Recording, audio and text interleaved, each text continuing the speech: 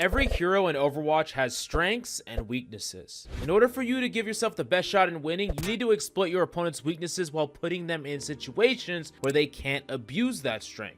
That's why in this video, we will go over every hero in the game so that you know exactly how you can adapt your play to dominate and outplay them every single time. Now, while we'll occasionally mention really good and bad matchups, we are not talking about purely swapping, because if you know these concepts, you don't have to swap to win. In fact, most of the time, it's even better. Now, all I want for Christmas is a like and a subscribe, and let's get into it.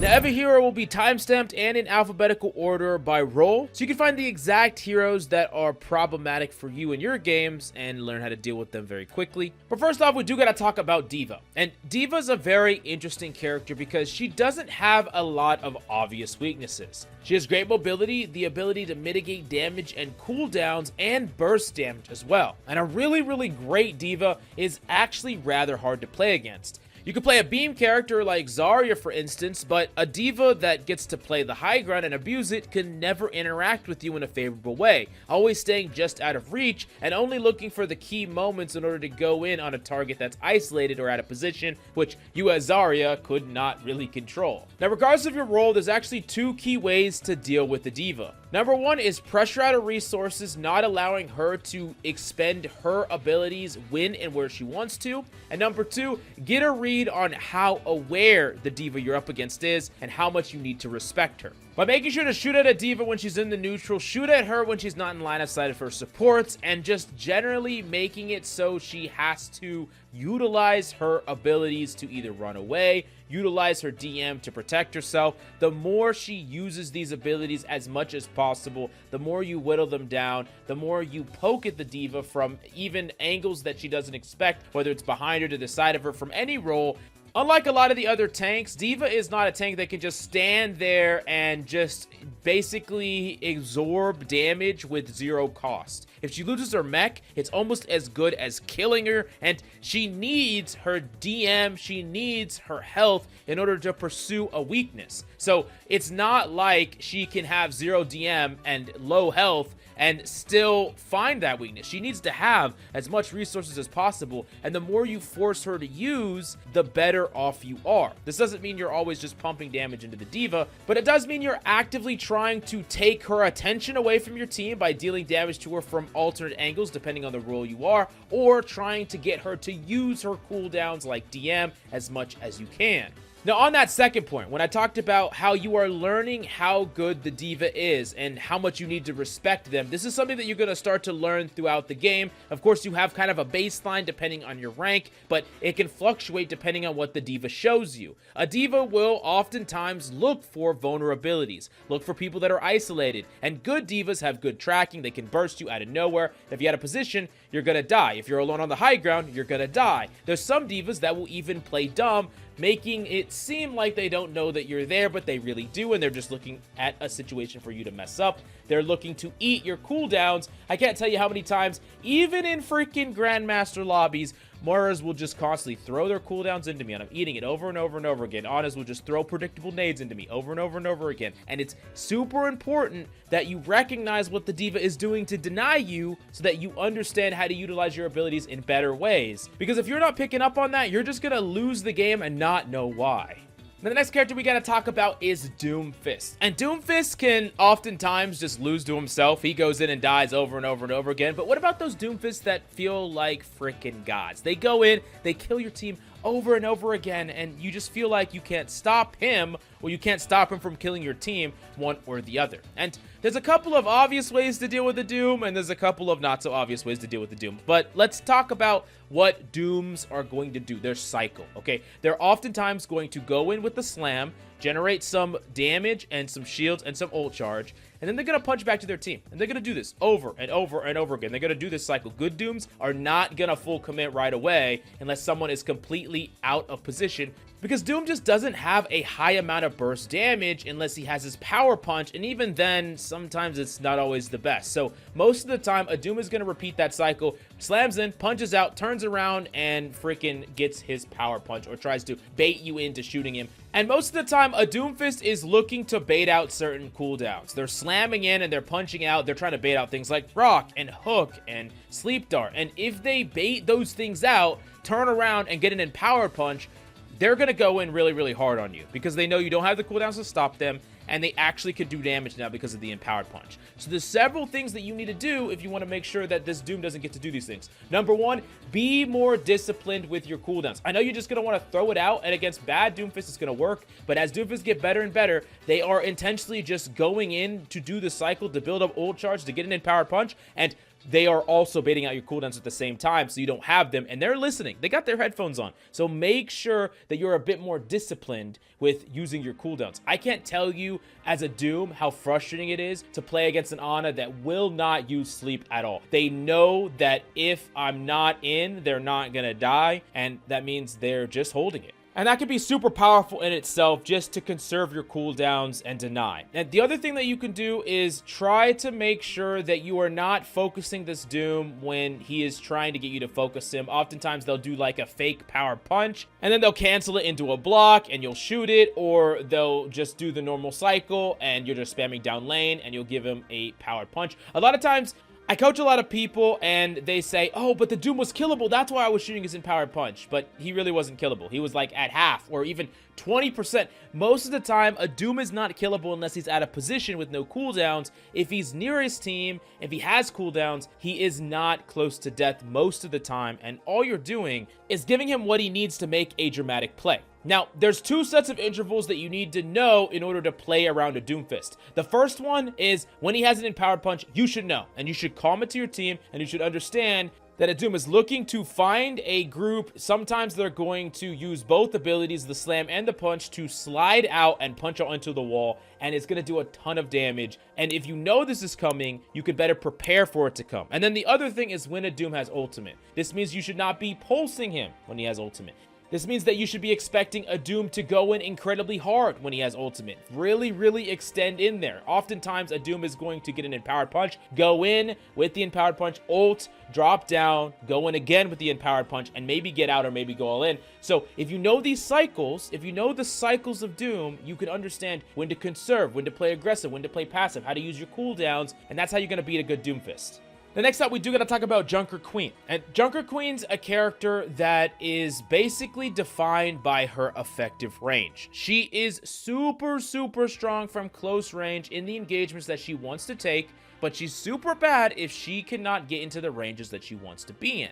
Now, this means that you need to be very, very careful of any corner, any cubby, any place that you do not know what's around the corner. If there's a Junkrat Queen around that corner, you're going to be completely screwed. So you have to be very careful, and gathering information about where the Junkrat Queen is actually really important. The other thing that you need to consider is any character that has a way to increase the distance between the Junkrat Queen is going to be frustrating for the Queen to deal with. Like a brig whip is one of the most frustrating things to deal with. Even a boot from Lucio can be very, very strong. A lot of these characters that can either play at range, away from the Junkrat Queen's range, or make it so she tries to commit and then gets forced out a little bit, these are very strong. And there's also other effects like this, like nading a queen when she comes in, or Suzuing your team when she tries to swing in. Anything that is like holding up a cape to the freaking Junkrat Queen bull and then, you know, rug pulling it, right? Making it so that the Junkrat Queen commits, but then doesn't hit anybody, so she doesn't get all the health that she needs to stay alive, and then she often just dies. So that's kind of the trick. So a Junkrat Queen's always going to be trying to poke and prod and look for an opportunity to getting close. She'll poke on the left, and then she's going to shout to the right and getting close. Or she's going to poke on the right, shout to the left. She's going to like go around little areas looking for a person that's at a position, looking for a person to go in, get close, shout, and cleave on. That's oftentimes what a Junkrat Queen's going to do. Now in the neutral though, she's going to be throwing these knives. And if she hits these knives, she's probably going to get a kill. And it's very hard to play around it. It's very hard to stop it, but it's also not the most consistent thing. So at the very least, Junkrat Queens aren't going to be hitting, you know, 20 knives a game. So you can't afford to be dying to just a Junkrat Queen walking to a corner, turning the corner and shouting and cleaving you. If you're dying to that, then if she hits any 9s throughout the game, you're probably going to lose the whole freaking game. So be very careful. Now, the next character we do got to talk about is Mauga, but I will talk about him briefly only because I'm doing a full Mauga counter guide that's going to be coming out like a week after Mauga goes into comp. There's a lot of ways to counter Mauga. There's a lot of strengths that he has that is fairly unique, but I don't want to get too much into them because I think it deserves its own video. But please subscribe so you don't miss out on that one that's coming soon. Next up, we do got to talk about Orisa. And Orisa is super strong at mitigating damage, super strong at punishing things that are out of position or even playing the neutral, but rather weak against characters that want to play behind her or in various directions around her, and not really good against dealing with multiple characters that don't fight her from one direction. So basically, an Orisa wants to be the focus of everybody. Think of her like a traditional RPG tank, right? When you have a tank that has like something that is like a taunt, it's like, everyone come fight me and everyone come shoot me. And that's what they do because they can just like ignore all the damage and then your mages and your archers get to kill all the goblins, right? That's the idea in an RPG. Orisa can kind of do that, where if you shoot at the Orisa, focus the Orisa is just going to take it, not care. She has Fortify, makes her very, very hard to kill. She has her Javelin Spin, which makes her freaking hard to kill. And she's super, super beefy and just generally hard to kill. So you combine all these things together, plus her Spear that just gets people away from her. And she's really freaking hard to kill, and she wants you to focus her. Here's the thing, though. She doesn't have a taunt. You don't have to shoot her. Like, you just don't have to. But Orisa is going to try to make that as hard as possible for you. They're going to get in your face. They're going to throw javelins at you. They're going to make it so that it's very hard for you to ignore an Orisa. And the way that you really do it is by taking really wide off angles from the character. The wider you can take, the harder it is for Orisa to deal with, and especially if you have two characters that are on different sides of Orisa. Because think about it this way. If you're playing like a diver, let's say you're playing a Doom, right? And there's a soldier on one side and a tracer on the other. You could just say, screw the tracer, I'm gonna dive the soldier and I'm gonna go contest him or I'm gonna go kill him, right? Orisa can't do that. She can't just pivot to the high ground somewhere. She can't just go and fly over to that area.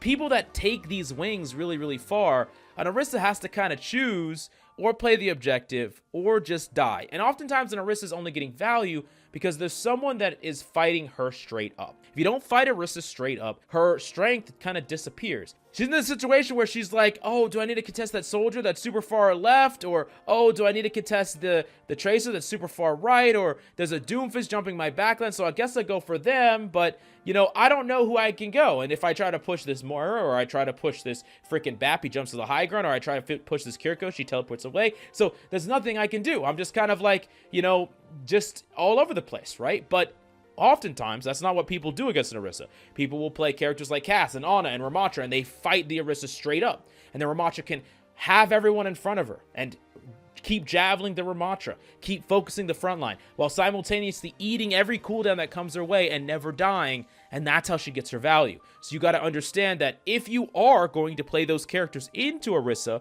your goal is to try to find key moments in between the Orisa's cooldowns to focus her backline. Take slight off angles. Cassidy should not be shooting the Orisa non-stop. He should be trying to take a slight left off angle, take a slight right off angle, try to shoot their backline. Now, should you really be on Cassidy up against an Orisa in that context? Probably not. But if you are, your goal is not to focus that Orisa, because then you're playing her game. Speaking of the devil, let's talk about Ramattra. And Ramattra is a very interesting tank because he's generally good in a lot of different ways. Has great poke from range, is pretty good in the brawl by pivoting into his nemesis form, and has a really powerful ultimate as well. So there's a lot of things that Ramattra can do that makes Ramattra very flexible and generally good, but there are still some core weaknesses. I think the biggest weakness to Ramattra is sometimes when you're a jack of all trades, you're a master of none. So like as an example, Ramattra is typically worse than Sigma in the poke mirror. Ramattra doesn't quite do as much burst damage, doesn't have as good of a shield that can be repositioned, doesn't have as good of a kit as Sigma for poking because he has this other aspect of him that brawls, right? But the thing is, a Sigma can force Ramattra to just play poke. Like, Ramattra might want to play brawl, but every time he tries to go to Nemesis, the Sigma rocks him, constantly backs up, constantly forces the Ramattra to play at range, and then now Ramatra has this whole second part of their kit that's pretty cool when you can utilize it, but if you're forced into only one side, you're not as strong. And you can do the same thing with Junker Queen, where you're oftentimes playing kind of sneaky a little bit with Junker Queen, or not fighting the Ramatra in the neutral, not fighting him when he's poking, but the second he goes Nemesis wants to pound in, you go and freaking take the fight to him. So it's just about forcing the Ramatra to play on your terms is really how you defeat him. And a good Ramatra knows what you're trying to do, and they try to play towards what they can specifically do that you can't. So maybe a Ramatra will always keep his distance from a Junker Queen, not really allow her to get in, and play more of a poke style. And regardless of the role that you're playing, understanding the Ramatra's cooldowns, when and where he's likely to go in, and make sure that you're actually having proper distance. Understand that a Ramatra can pivot into something that is super close range at a dime, so your positioning should reflect that. But after that cooldown is used, you can actually close in the gap on the character without much penalty. It's not like the character can rock you or javelin you or anything like that when they don't have that Nemesis Brawl cooldown. So it's super important to understand those cycles on Ramatra, so then you know exactly when you could be aggressive, when you have to be passive, how you need to change your positioning depending on what you're playing around. Now, on top of that, his ultimate can be incredibly frustrating, especially when it's paired with nano, and typically when you know it's coming, it's a good idea to try to spread, play distant, don't stack up, try to make it so that it gets as little value as possible. And there's also ways to counteract it, like trying to make a very aggressive play, for instance. Doing something that's outside of the norm, where you know if you play the neutral, you're probably going to die, but if you go on a flank, if you do something aggressive that maybe you wouldn't normally do on your character, right? Like an all-in flank on Cassidy, or illari, or something like that, where you're going super aggressive, trying to trade out instead of endure. And sometimes it's proper to endure, but it kind of depends. Are they always nano Ramatraing? Are you always getting wiped to it? There are ways to play around these ultimates while at the same time not letting them affect you. Like if you're behind their team, you're not getting hit by it at the very least, and you might die in the process of going for an aggressive play, but you'd probably die anyway playing in the neutral, and you might actually trade out kills, and it might be enough for you to, you know, turn the fight or slow down the objective or whatever the case may be.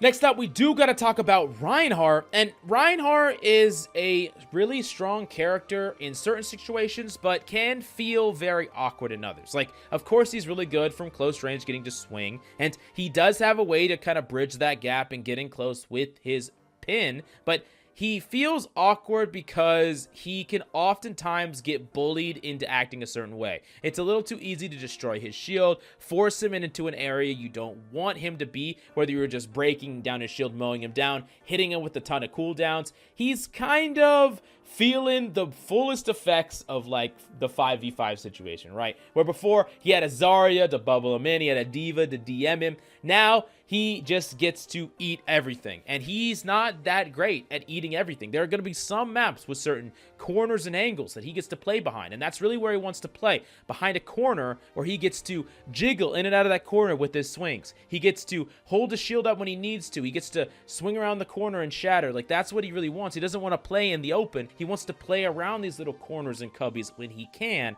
But oftentimes, when he does play the way he wants to play, he leaves key openings in his team, in his backline, just line of sight, where you can easily see his supports or see his DPS. They're playing and he's not protecting them, and that's where you should be exploiting. Force the rein to choose between playing in a position that plays very selfishly for him, where he wants to be, or playing in a position that better controls space and denies people from getting angles on his team. That's kind of what you want to do. And you also always got to be afraid of a rein just pinning. Like, reins can get across the map fast, and good reins are pretty precise with it, where you're, you know, diving there on it, for instance, and then a rein's on top of you. That can happen very, very easily, so you got to respect it. And shatter is another one that you should always have on your mind. Don't allow yourself to get 3, 4, 5-man shattered. There's a million and one ways to play around a shatter, including just spreading out and making it so the rein has to choose. Don't allow the rein to get free value out of that shatter.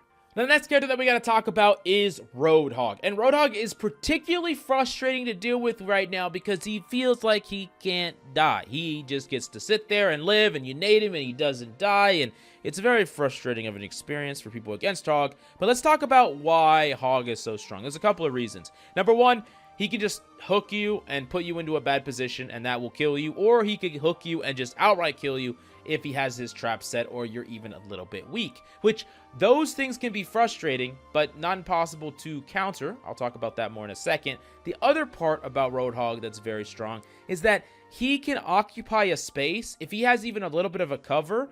Unless he is full pushed, he will not die. It doesn't really matter if he's naded, because he can just line of sight, play ring around the rosy a little bit with his freaking wall or cart or whatever.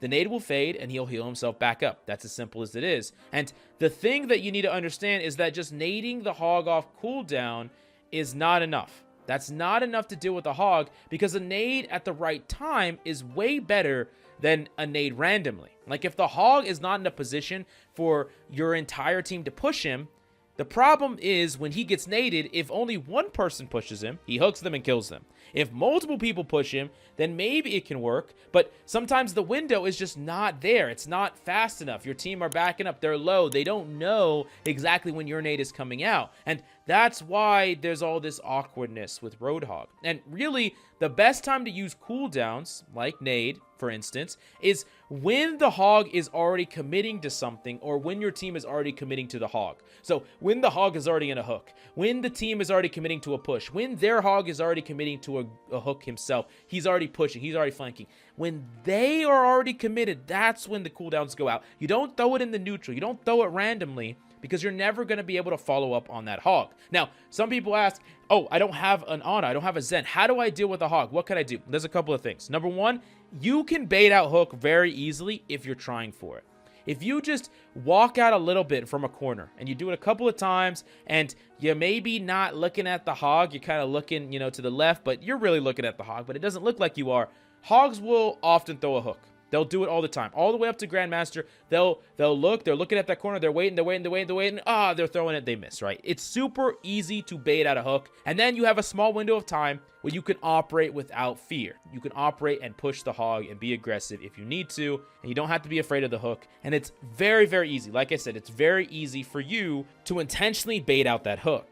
Also, a hog has a very set range, and he's typically good at holding space. He's not the best at taking it. So he has a certain area around him. He sets up his pig pen. He's kind of holding this corner and holding the space. If you dive past him or take a really far angle from him, he can't really do much. Sometimes he's going to try to like whittle around over there, or kind of, slowly get over there so that he can try to do something. But then you can just change your positions, or you can have people set up on different positions, right? It's kind of like the Orisa problem, right? Roadhog's a little bit better than Orisa at it, where he can both survive all this stuff and then kind of contest people that are a little bit far away, but not really that far away. Like, his hook isn't really that far. If you have the high ground and an angle, you can just go take that as soldier and just start whittling down. Poke, poke, poke, poke, poke, poke, poke. Whittle down someone in the back line. Hell, you could even shoot the hog if he's low on resources. And then the hog's going to whittle his way over to you, and you're going to dip. You're just not going to be there. Most of the time, people don't understand this unless they play hog. There is like a timer of pressure on hog at times, where you feel like if you don't do something in a certain time interval, you're going to lose. Like, hog, yes, can feel unkillable and unstoppable, but as a hog player, you don't always feel like you're doing enough if you can't at least land some hooks and generate some value from your hook. So there's like a certain pressure where every time you force a hog to miss a hook, or every time you waste a hog's time repositioning, resetting up, doing that whole cycle, that's value that you might not see it, but I promise you it adds up, and it puts a ton of pressure on this hog. But the next character we got to talk about is Sigma. And Sigma is basically the god of poke. If you're playing from long distance, Sigma is just super strong with 2 mitigation abilities technically, with both his shield and his kinetic grasp. But while Sigma is super good from afar, there's a couple of things that he's not that great at. He's not great at characters that attack him from behind or pretty much any direction but straight forward. He's really good in maps where he can control the angles, because his grasp only protects in front of him. His shield is not something that's very particularly good at protecting things that come at him from multiple directions, so he kind of wants to wrangle or control enemies towards one direction. And this means that really deep off angles or flanks, or characters that can take really deep off angles or flanks, are particularly good against Sigma. He wants to have a fight of attrition. He doesn't want to have characters fight him or his backline out of nowhere very, very fast. He wants everyone to be in front of him where he can poke, control the engagement, and go at his own pace while whittling you down, and you're not doing anything to him because he's playing at range. Now, even though I do say these things, on the long-distance sniper maps, it's very hard to play any of those characters that I talked about because there's often not a wide off angle, and there's often not an easy flank that you can take. Like if we take Circuit Royale, for instance, on attack, there is no wide off angle that you can take on that first corner at all because that's just the way that the map is built. And for maps like that, it's very hard for you to pull off a dive or play a character that can take a wide angle or even take a wide angle against Sigma. And that's why Sigma is typically really good against maps where everything's one directional and it's very controllable. And the longer distance, the better, because Sigma's kit naturally fits in with snipers. But on maps where characters could easily flank and have a lot of different directions and multiple sides, Sigma becomes far weaker. So a lot of Koth maps, Sigma doesn't really fit very well. And a lot of maps like the new Flashpoint maps, Sigma doesn't fit very well, or he has abusable weaknesses. People could still play Sigma on these maps, but if you abuse those weaknesses of Sigma's kit, you can shut him down a lot easier, and he's unable to stop you from killing his team as well. Now moving on to Winston, there are some strengths to him that aren't so clear at first glance, but they're there and you need to know about them. And then there's some rather obvious weaknesses and some that are a little bit under the weather. So first off, let's talk about his core strength. So of course he has great mobility. He can jump vertical, he can jump at someone directly. So if you're attacking on Nubani, you can go straight up to the high ground. But he also has an omnidirectional barrier, which is actually one of the strongest cooldowns in the game because it protects Winston and anyone that's around it. So in any full-on dive, Winston Bubble can protect you from cooldowns, damage, and, you know, pretty much any sort of way that the enemy is going to interrupt in that engage or fight. And that's super strong because it protects you from all directions and all sides, not like what we talked about with like Sigma's barrier, where it's one, sometimes two directions. Winston is all these directions all at once, so a Tracer Genji that are fighting with you inside it will get extra value automatically, which means he's super good in an all-in control dive, but that also means that you're not getting a lot of value out of Bubble when you don't have teammates that are utilizing it. So that's why Winston plays far better in a full dive comp rather than in like these weird hybrid comps. There are other divers, you know, like Diva and Doomfist, that can play a bit better when your team is not a full-on dive. Now, a really good Winston is going to set up in a situation where he doesn't have to jump to get on you oftentimes, especially when he doesn't have primal, because he knows that if he jumps in and then just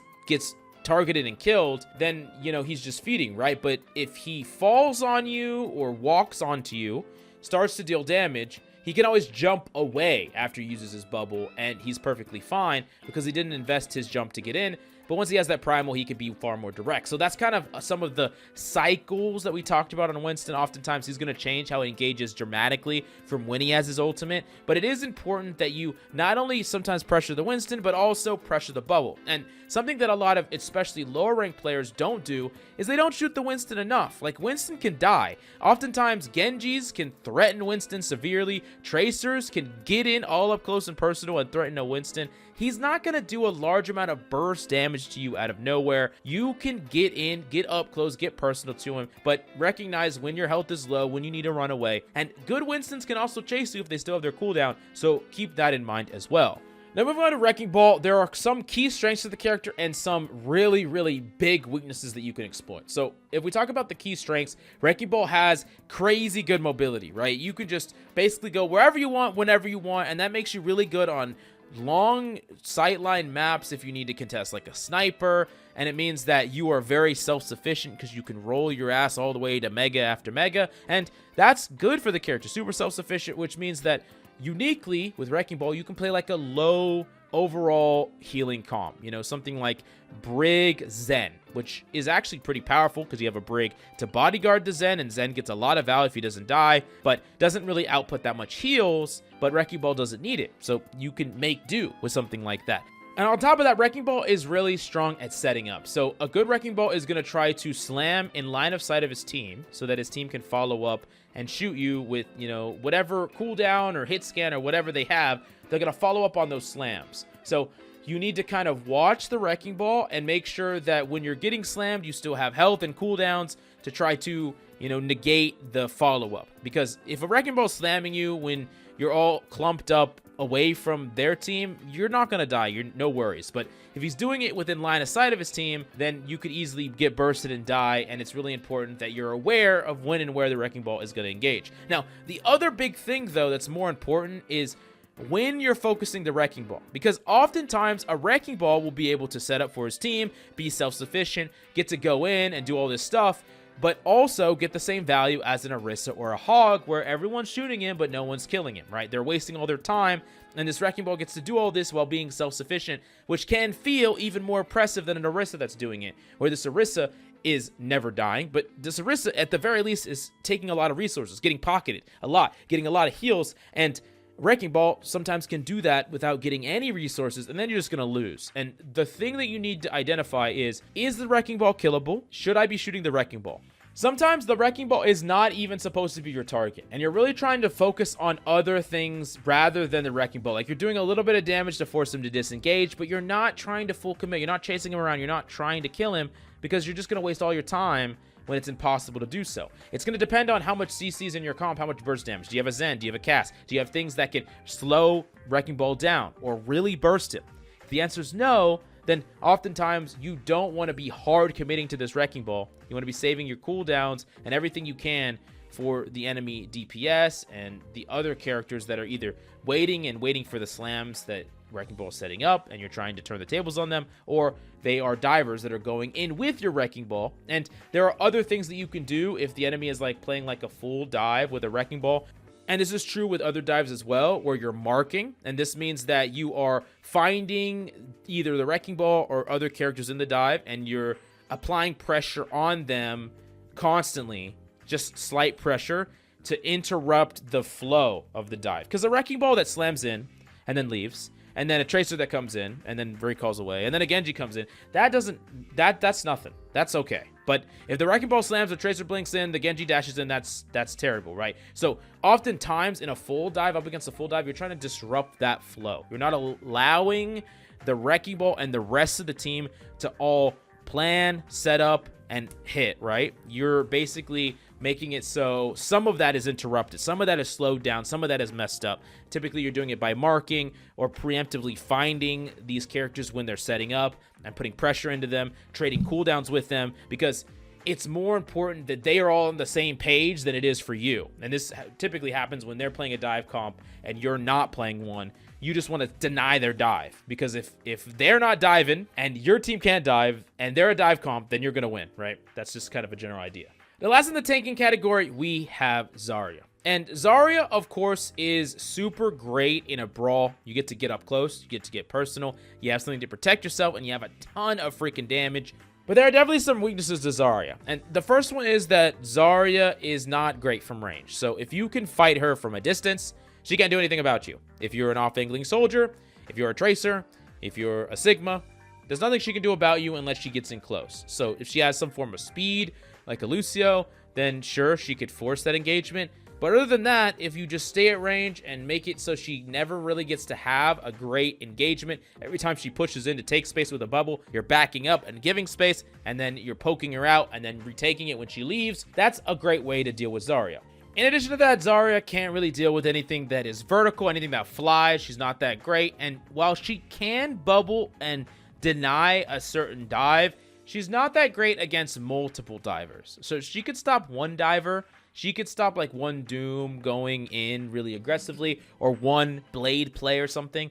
But if it's a whole team of divers swarming around her, she has a really hard time utilizing all of her cooldowns to help her team and then still stay alive herself, and it can be really difficult for her. So those are like the core weaknesses to Zarya. Outside of that, just making sure to be disciplined by not shooting her bubbles, similar to how we talked about Doomfist's block, and making sure that you're also tracking when she's down to one bubble. There's a lot of times where Zaryas are like way out of position, and if you break that bubble, you could just shoot her and kill her as a team, but people just they just are too disciplined. They're like, yep, let's just let the Zarya walk in, walk out, and the Zarya gets away with freaking, you know, everything, right? They just get to get in and get out with no consequence, and that's really, really bad. So make sure that you're looking for that, and I think you'll be just fine.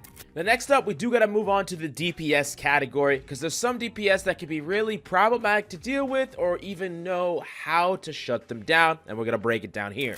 Now, Ashe is a deadly hit scan with mid to far distance effective range, and one of the things that makes Ashe so difficult to deal with is not only does she have burst damage, but she's good from quite a bit away compared to the majority of the cast, which means that if you want to interact with her, you have to find a way to close in that gap, and it can be really difficult to do, because if you're not able to close in that gap or get into your effective range, she's just going to be taking pot shots at you over and over and over again, and eventually whittle you down or hit a couple of crits, and you're just going to fall over. Another part to this is especially her dynamite, to where you can't just play behind a wall if you're fighting her from natural cover. You can't just peek out, shoot her, and then go back behind the wall. Ashes are often going to dynamite around these surfaces, so you just got to be cognizant of that and make sure that you're backing up a little bit further than you would from other characters, so you're not just dying and burning to death or putting yourself in a situation where your support has to bail you out right now, or else you're going to die, because oftentimes you're just going to die. But you're going to see this as a common trend with a lot of hit scans and long distance DPS, is it's most about controlling their angle, because you don't have to do a ton to Ashe to force her off a really aggressive angle. And what I mean by that is if Ashe is set up like on a far left high ground or far left angle away from her team,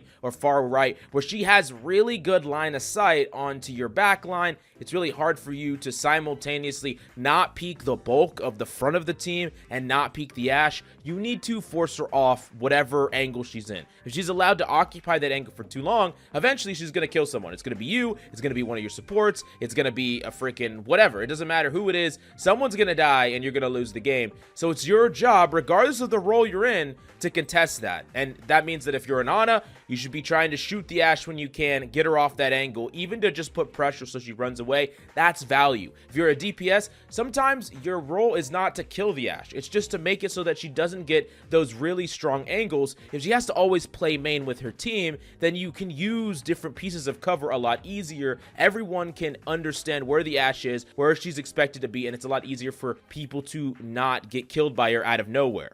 Now, the thing where this gets a little bit tricky is especially when an Ashe has a pocket, because it's not easy to force her off an angle. And this is where you'll see a lot of DPS players struggle, especially solo DPS players, where they are trying to deny an Ashe a certain angle, but because they can't just shoot her once and get her to leave the angle, they have to hit either really hard shots or they have to somehow go in really, really aggressively and force that Ashe off. But it's really hard when you're trading damage with the Ashe if she has a pocket to do so. And that's where it becomes like more of a team effort. This is where pings come in. This is where comms come in. And this is something that if everyone understood more, Ashes would get less value. Pockets would get less value, because it's not one person. It can't be one person. One person will never be enough. If you get shot in the body from an Ana as Ashe, when you don't have any healing or a pocket, you typically have to coach get away and back off, because you could just eat like a burst damage from a Genji or something and you could die. But if you have a Mercy with you, all of a sudden you can just tank those things and stay on that angle that you want to be in. So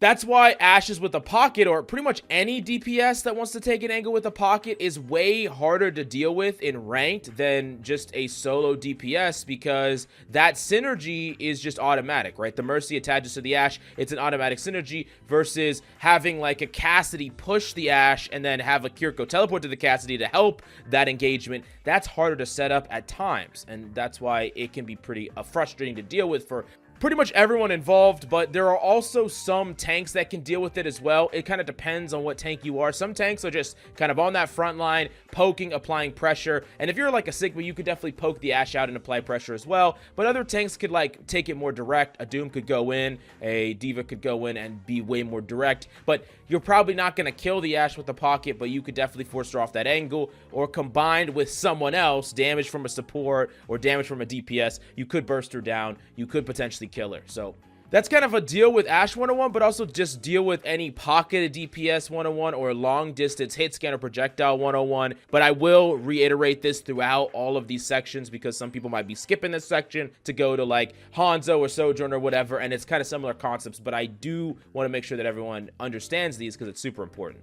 The next up, we do got to talk about Bastion. And I made an entire video about countering Bastion, but let me give you like the snippet of what Bastion's really good at and what he's super weak at. So he's great at applying a lot of burst damage, right? He can apply a crazy amount of burst damage, and he's actually pretty beefy. I know he has a big hitbox, but he does tank quite a bit of just like raw shots. So those are some things going for him. And especially if someone's out of position and they can't run away to a piece of cover in time, Bastion's just gonna freaking melt you. So he's super, super strong. And in addition to that, a lot of his power is kind of centralized in his main ability, specifically the turret form. So if you're ever in a situation where you're like in like an overtime cart situation, whipping out a Bastion out of nowhere could be very, very strong because it has the capability to kind of outplay a lot of ultimates. You know, you could get grabbed as a Bastion and shred a Zarya, or, you know, you could combine just a Bastion turret with like a Kitsune Rush and just like mow people down, deny a Winston Primal. I mean, the list goes on and on. Having characters that have really powerful raw either abilities or primaries, a primary example would be like a Hanzo or Widow, can be something that's cool to gamble on when you don't have any ultimates. You know, it's really strong spikes of power.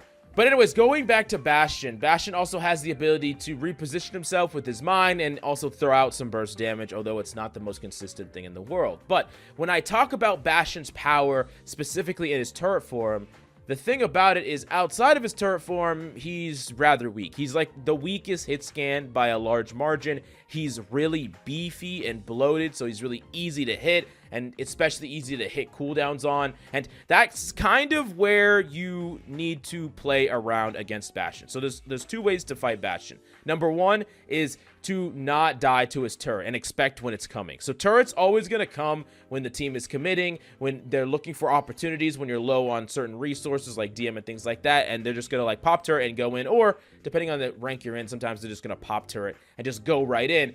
If you're playing disciplined cover as a tank, as a DPS, as a support, you should not die to Bastion.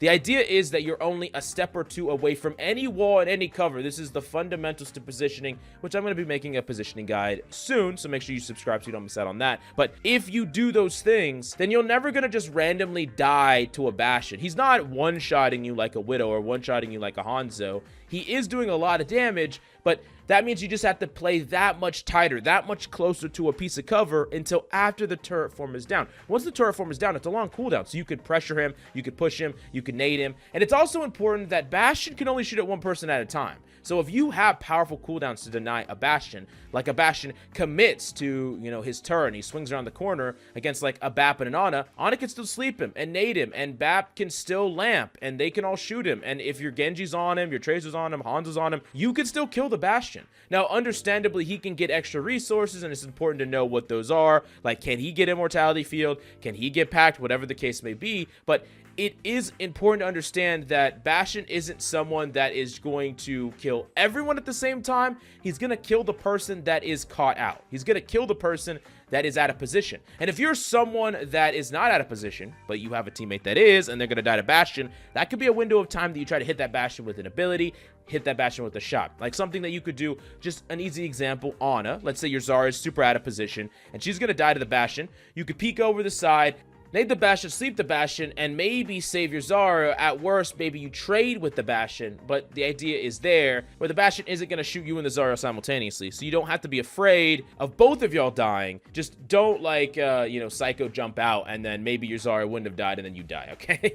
Now, moving on, let's talk about Cassidy, where Cassidy is a little bit different from a character like Ashe because his effective range isn't quite as far. Like, you could be playing really far away from Cass and not be that afraid. And it's important for you to understand, depending on the character you are, who has the better effective range in the matchup, right? If you're Ana or illari, you actually have better effective range than Cass. If you're really far away, you could actually shut him down. He's not going to be able to hold an angle in a 1v1 against you from really far away because y'all just can still shoot at him and do a lot of damage when he really can't. But if I'm Reaper, then Cassidy is better effective range than me. So it's my job to try to close in that gap to kill him, not necessarily try to take him from range. So every character, regardless of DPS support and tank, Every character has an effective range that you need to take into account, and it's important for you to understand where your effective ranges overlap and where they really don't. Like an Ashe and a Cass from like mid-range, they're probably like both decently effective, but you know, once they get further ranges, Ashe is more effective, but from closer ranges, Cass is more effective. So as long as you make sure that you are trying to minimize the times that you're fighting a DPS in their strength, like don't fight them in their absolute strength when you can't do anything at that range. Like fighting a widowmaker when you have to hit 5 headshots on a widowmaker from range is ridiculous if she only has to hit 1 or maybe 2. It's something that is setting you up for failure.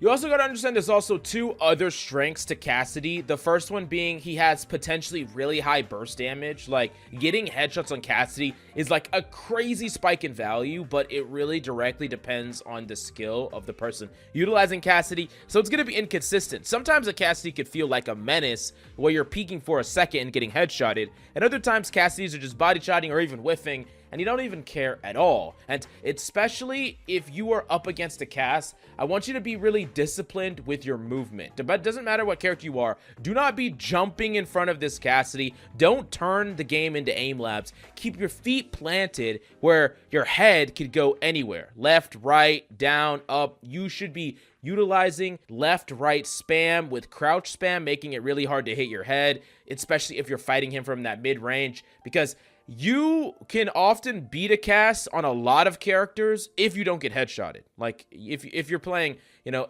almost any other DPS or like a lot of freaking supports in a mid-range duel with Cass, you can actually win unless he hits every body shot without fail or he hits you in the head once. And that's why you need to make sure that you're not giving him easy shots, you're not jumping, and of course you're still playing natural cover and trying to play from within those bounds. Now, the other strength to Cassidy is that he's pretty survivable. With his extra health and his role, Cassidy can be a bit of a tankier DPS than others, where he could shrug off a lot of little damage that comes his way. You combine these factors and Cassidy becomes a really good character to play within like a tank and a support combo. So like smack dab in between a Zarya and an Ana brig or whatever the case may be, where if you come into the range, if you're trying to push anyone in the blob of death, Cassidy is just spitting out damage all over the place and also really hard to kill as well. But Cassidy also can't really flank. He's not great at holding off angles. He's not great at flanking. So if you are someone that can, you can pressure Cassidy from angles that he can't contest very easily. And if he goes there by himself, he's going to get isolated and can potentially die. Sometimes the Cassidy will get swarmed all around him. He'll have someone on the high ground shooting him, peppering him, a freaking soldier. He'll have someone really far behind him shooting at him from behind, throwing shurikens at him. And he doesn't really get to fight the engagements he wants to fight. He wants to take a straight up duel with you, but if you don't give him that, if you're just pressuring and poking him and slowly whittling him down, he can't do much about it, especially if you're playing from further than mid effective range, because even if he hits a headshot, you don't really care about it. You're not going to die to it. And really, because of his magnetic grenade and his role, you don't really ever want to close the gap on this character unless you're going to kill him. Like, don't commit unless you're going to fully commit to this character. Don't dash him as Genji unless you're going to fully kill him. Don't jump on him as pretty much any character unless your plan is to 100% kill him. And there's a reason to do so. Don't just jump on him at max HP with all of his cooldowns. And I think you're going to be just fine at shutting down a Cassidy. But let's move on to Echo. Echo can be freaking deceptively really hard to shut down.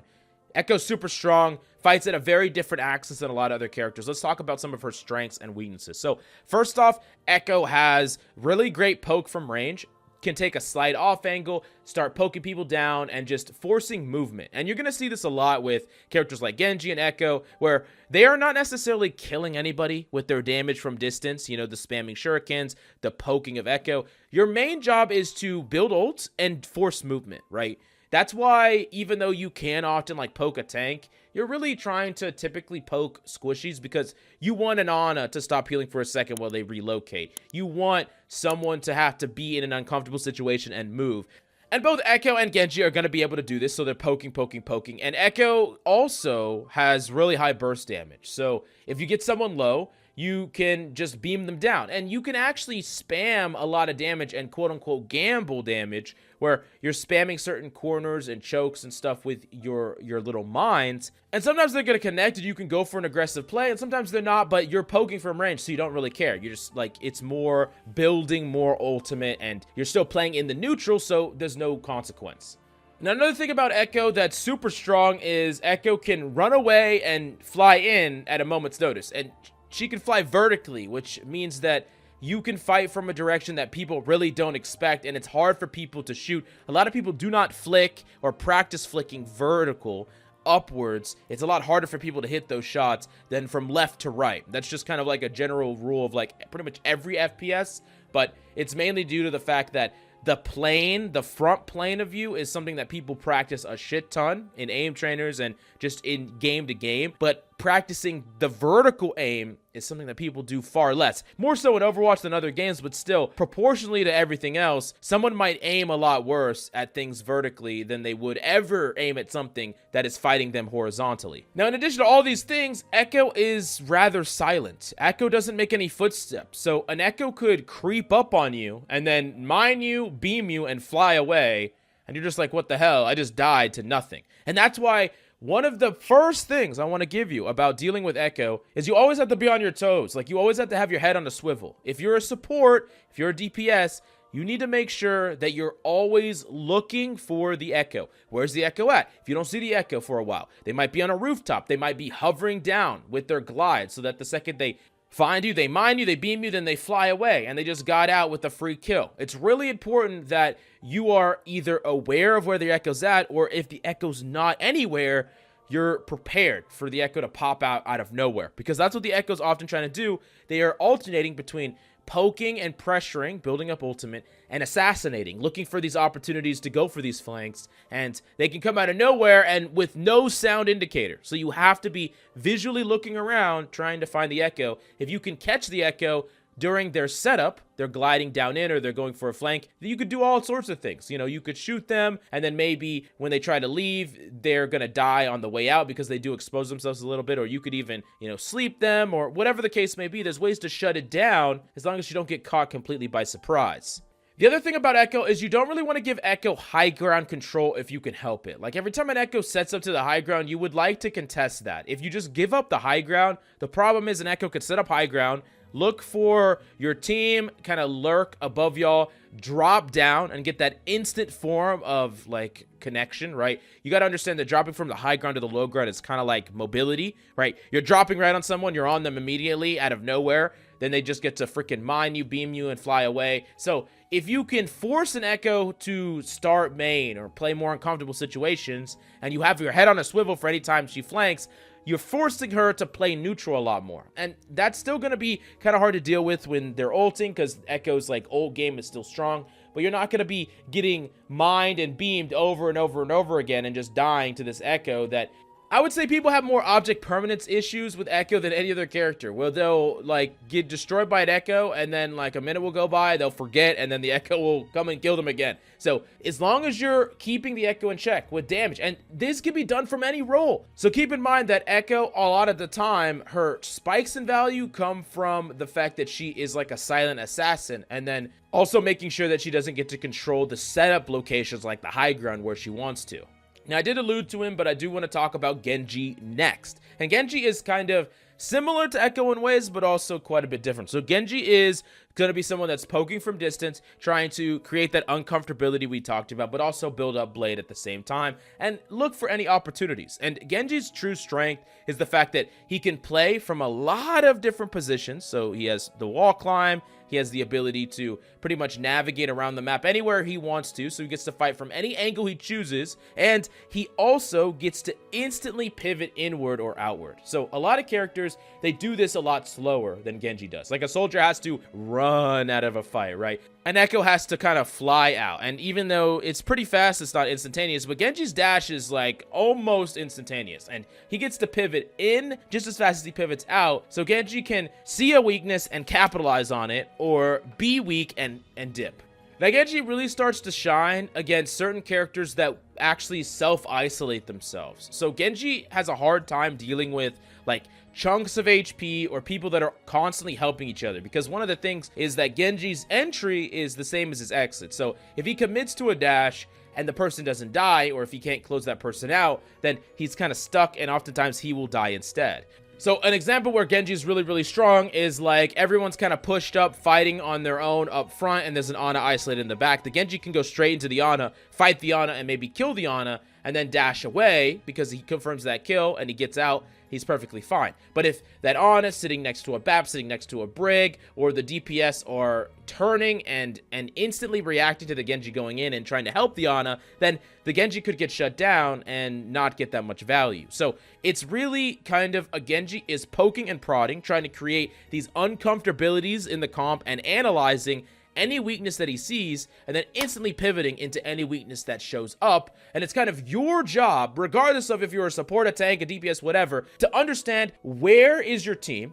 Is anyone isolated? Is anyone completely alone? And is there anyone on our team that is susceptible to Genji? And characters that are susceptible to Genji are characters that either do like raw hit scan fire, so like Ashe, Cassidy, freaking Ana, but also, you know, some characters like Zen and Hanzo that are projectile have bad matchups against Genji as well if they're isolated. So kind of think generally about these characters and where they're at and if they're alone, because if they're a weak link on your team, then they're the way that Genji gets to snowball his momentum. And once your team is lower resources, then Genji can just kind of continue that momentum with the rest of your team. So you can't just be like, oh, I have a character that is susceptible to Genji, I don't care about them, not my problem. No, that's how you lose to Genjis. The other thing that you need to do is you need to identify the weaknesses in your comp at any given moment. So what I mean by that is, if anyone is low on your team, then that's when you expect the Genji to come in and swoop in. Like basically, whenever there's like a vulnerability in your team, the Genji is looking for that opportunity. Your team gets naded, the Genji's probably coming in, and you can predict that. If someone's low, Genji's probably coming in. If your Ana just randomly throws her nade across the map and throws her sleep across the map and does nothing with it, the Genji's probably coming in. If your team is weak or has utilized cooldowns, this is not the time to jump in. This is not the time to go for a flank. This is not the time to go for an aggressive play, because if you go for it now, then you're leaving whatever weakness out there high and dry for Genji to exploit. It's kind of about when there's weakness in your comp, you're turtling up, you're reserving cooldowns, and you're playing defensive. And then once your team is back to a certain level of strength where y'all can sustain an attack from Genji, now you can go and be more free, take an angle, shoot. But one thing I like to call this is kind of like a wellness check, where you're making sure that everyone on your team is like the right health total, everyone has cooldowns, everyone's good, before you move on and do something else. You're not just playing it fast and loose where everyone's just throwing cooldowns, spreading themselves thin, not thinking about each other, and then the Genji, it can just pick y'all apart like a surgeon. Find the weakness and then go on that person. Everyone else is oblivious.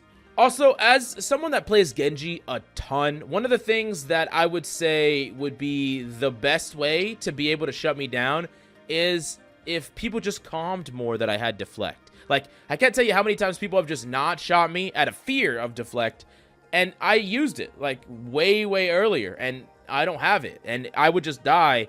So you get a lot of value on Genji from the fear of deflect as much as you get value from deflect itself at times. And I think that if people were just calming more about when a Genji has deflect or not, Genji wouldn't be getting away with as much as he does. The next character we got to talk about is Hanzo, and due to my recent survey, I found that Hanzo is the most hated DPS in the entire game, so I'm not going to give y'all any tips about how to shut him down. Sucks to... No, I'm just kidding.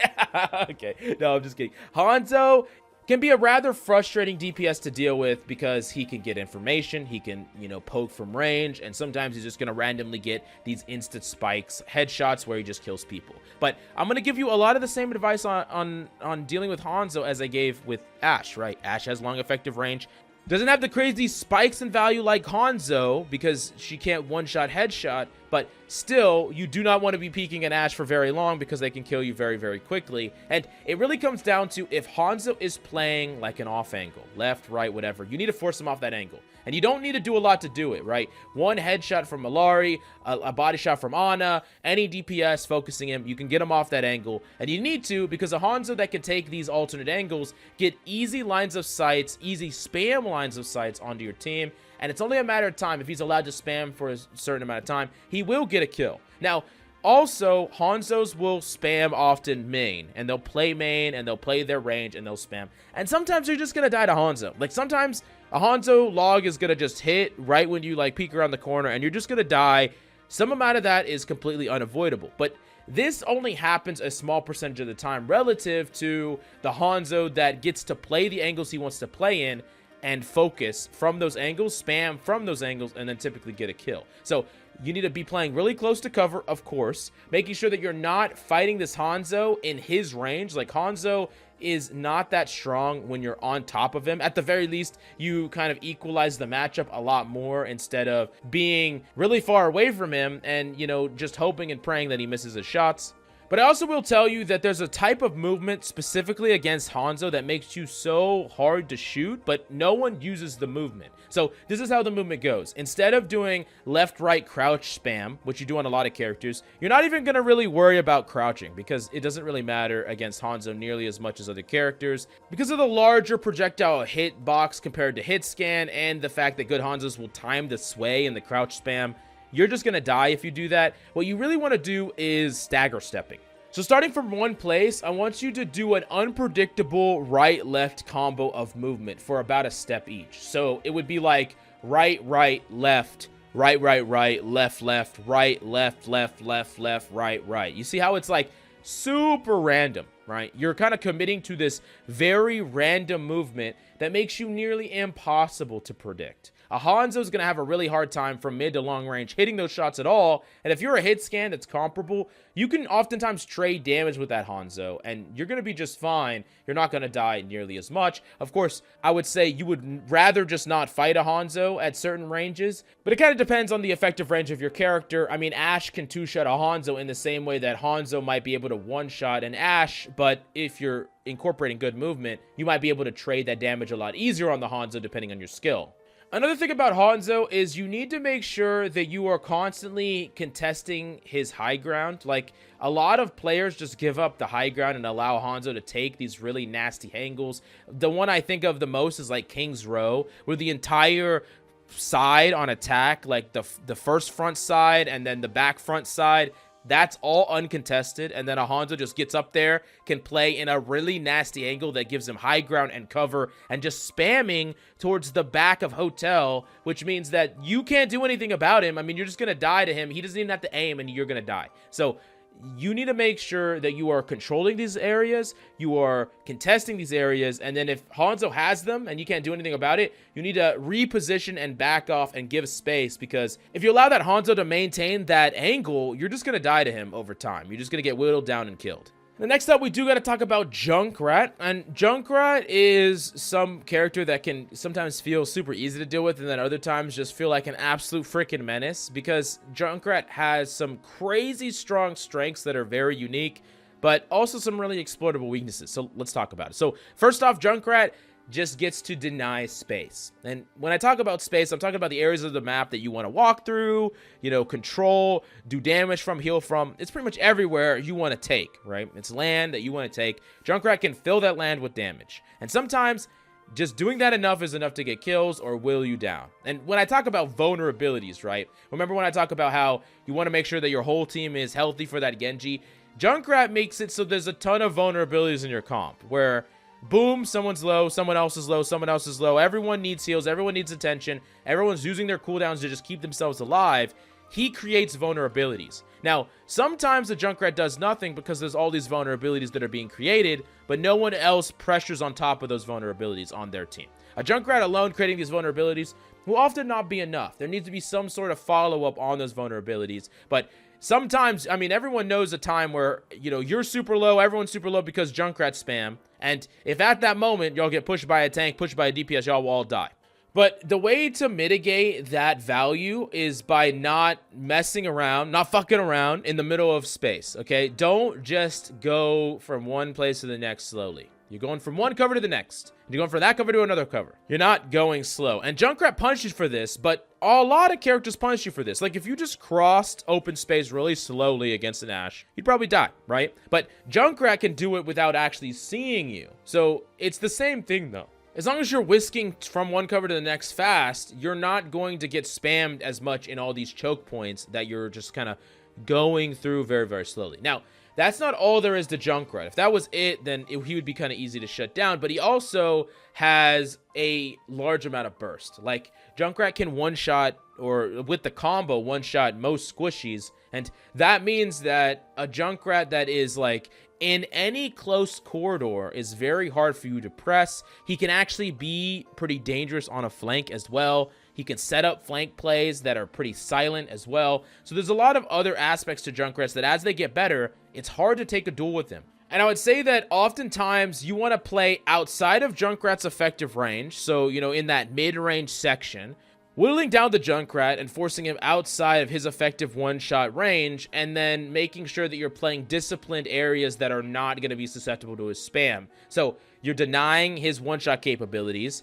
you're denying his spam, and you're kind of just taking away his tools. It's not as much as like you going and trying to kill this Junkrat, because oftentimes that's what he wants. I mean, a Junkrat's going to kind of turtle up, retreat into a corridor or in a cubby. If you push that Junkrat, there's a 50-50 chance, maybe even less than that, that you're just going to get completely bodied.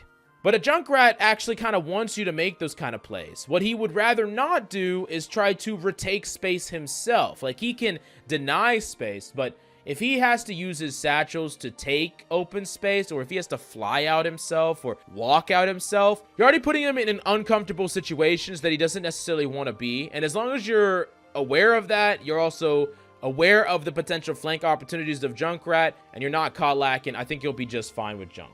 The next character we do got to talk about is Mei. And Mei is one of the strongest DPS in the game. I mean, she's crazy freaking strong for a lot of reasons, but let's talk about the big ones. So she's really tanky, has extra health total, but on top of that, she has a way to kind of neutralize any ability and heal herself with her ice block. But her most important ability is undoubtedly her freaking wall, which can change the tank matchup dramatically. Being able to wall off a tank and exploit that, super freaking strong. And sometimes that window is all you need to completely destroy the tank matchup. You know, a rein walks through, gets walled off, gets pinned into the wall, dies, you're down a freaking tank.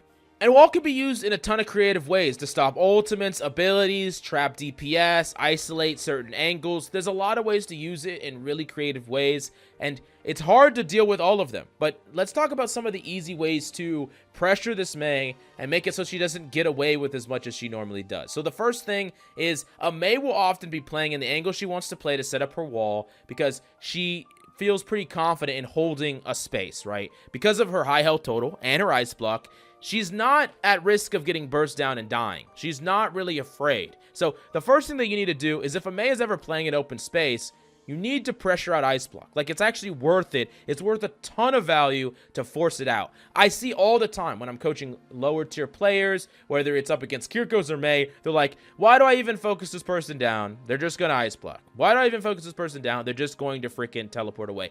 That's important. It's value. It's super valuable, because now the Mei can't play as an aggressive. And if she does, she risks dying. And that's super important. The other thing that you can do is break the freaking wall. Like, just break the freaking wall. So many people do not. And if you just create one little crack in the middle of a wall and get a nade through, that's typically enough to keep your tank alive. And then you baited out that cooldown, and then you kind of do that wellness check. Everyone's healed up, and then you walk forward, and then you just get to fight without the fear of the Mei wall. Now, similar to when I talked about Cassidy, Mei can fight from range, right? She has her icicles, but she doesn't really want to. She has a lot of other things on her mind, specifically wanting to wall off that tank. And if you are anyone that can play from an angle, and you can pressure a Mei from an angle, then you're going to be able to force the Mei to play where she doesn't want to play, maybe use her abilities when she doesn't want to use them. And that could be a fantastic thing. So any DPS that can take it off angle, even supports that could do it, you know, booping a Mei where she doesn't want to be booped as Lucio, flanking and putting some pressure from a different angle as Kirko against Mei. There's a lot of ways to force this Mei to move in the way you want her to move. Then you can minimize her impact or force her to use cooldowns on things that don't directly win the fight. And that's going to be great for, you know, the overall team fight and you just dealing with the Mei overall. And the next character we do got to talk about is Pharah. And Pharah is kind of a very hot topic in the community because people hate Pharah, and I understand why. Pharah Mercy can be really disgusting to deal with. Not even to mention console, where Pharah could just be freaking unstoppable to deal with depending on the lobby you're in. And Pharah is one of those characters that I would say, out of every character that we're going to talk about, requires a swap the most. Now, you do not have to swap to deal with the pharah if you fight with coordination. And here's what I mean by that. Let's say you're playing a rush comp, right? You're playing Junkrat Queen, Reaper, Mei, Lucio, Moira, okay? You have no way to interact with this pharah Mercy at all, but they come out as pharah Mercy, and that's the comp you're on. Now, with coordination, you could speed onto whatever their secondary support is, or speed on their tank, or speed on their other DPS, kill everyone else, basically, and then the pharah is still there spamming, but they didn't do enough to win the fight, right? And then you back off, and then you try to minimize the pharah spam, and then you go in again. You just keep doing it again, and again, and again. That requires a lot of coordination, but it is a way to play around a pharah Mercy. But for realistic advice to deal with a pharah Mercy, there are certain characters that just don't interact with pharah and Mercy in the way that you need them to shut them down in a ranked game. Now, this doesn't necessarily mean that you need to go pure raw hit scan, but it does mean that you need to make changes in your composition that give you a better way to deal with this character that is very unique from the rest of the roster. And that's really, when we talk about Pharah's strength, is the fact that she can fight vertically, permavert, which is really, really hard to deal with. And she can fight from the skybox and has no fall off on her damage. So she can just spam constantly from range, non-stop, dealing damage, dealing damage, dealing damage, building ultimate, creating those weaknesses in a composition, just like we talked about with Junkrat, right? And that's why, you know, my favorite combo is like a Pharah Mercy Genji dive. I love that because I'm sitting there as Genji, and these rockets just start raining down, and there's all these weaknesses that I get to exploit as Genji, super, super strong together. And this Pharah also gets to poke, and then if anyone tries to do anything else, she can drop down and actually burst people down and flank people and assassinate people. And that's one of the things that's super important, is just like when I talked about Ashe being Mercy pocketed, how it's not a one-man operation. The same thing is true with Pharah Mercy. Like, people will get their teammate to swap Soldier, and they'll be like, all right, Soldier, handle it. And if the Pharah Mercy is lacking, if they're bad, if they're out of position, yeah, sure, the Soldier could probably do it. But if you expect a Soldier to just handle a Pharah Mercy alone, then why don't you swap to something and handle it alone? If you're the other DPS, why don't you swap to a hit scan and handle it alone? If you're a support, why don't you swap to Ana or Bap or Illari and handle it alone? If you're a tank, why don't you swap to Diva and handle it alone? You can't handle it alone. No one can, and that's the point. It's a team effort. And if you are like a Lucio and you're like, I can't interact with this Pharah Mercy at all, I'm useless. Absolutely not. You know what you can do? You can speed your hit scans around to get good angles in a very fast way to cut off the Pharah. You can make sure that they're topped up. You can peel and kite and get rid of people that are diving your hit scans so that they can actually fight the Pharah. There's things that you can do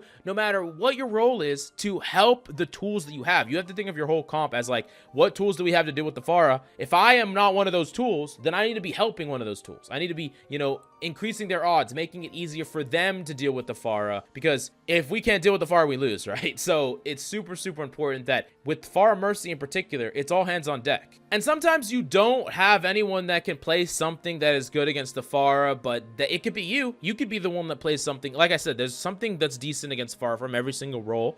Whether it's freaking Diva, whether it's freaking Ana. Ana has no fall off, so you're actually fairly good against Pharah. Bap is good against Pharah, you know, all the hit scans and the DPS role. And even characters like Sombra and Tracer are fairly good against Pharah as well, depending on the map that you're playing on.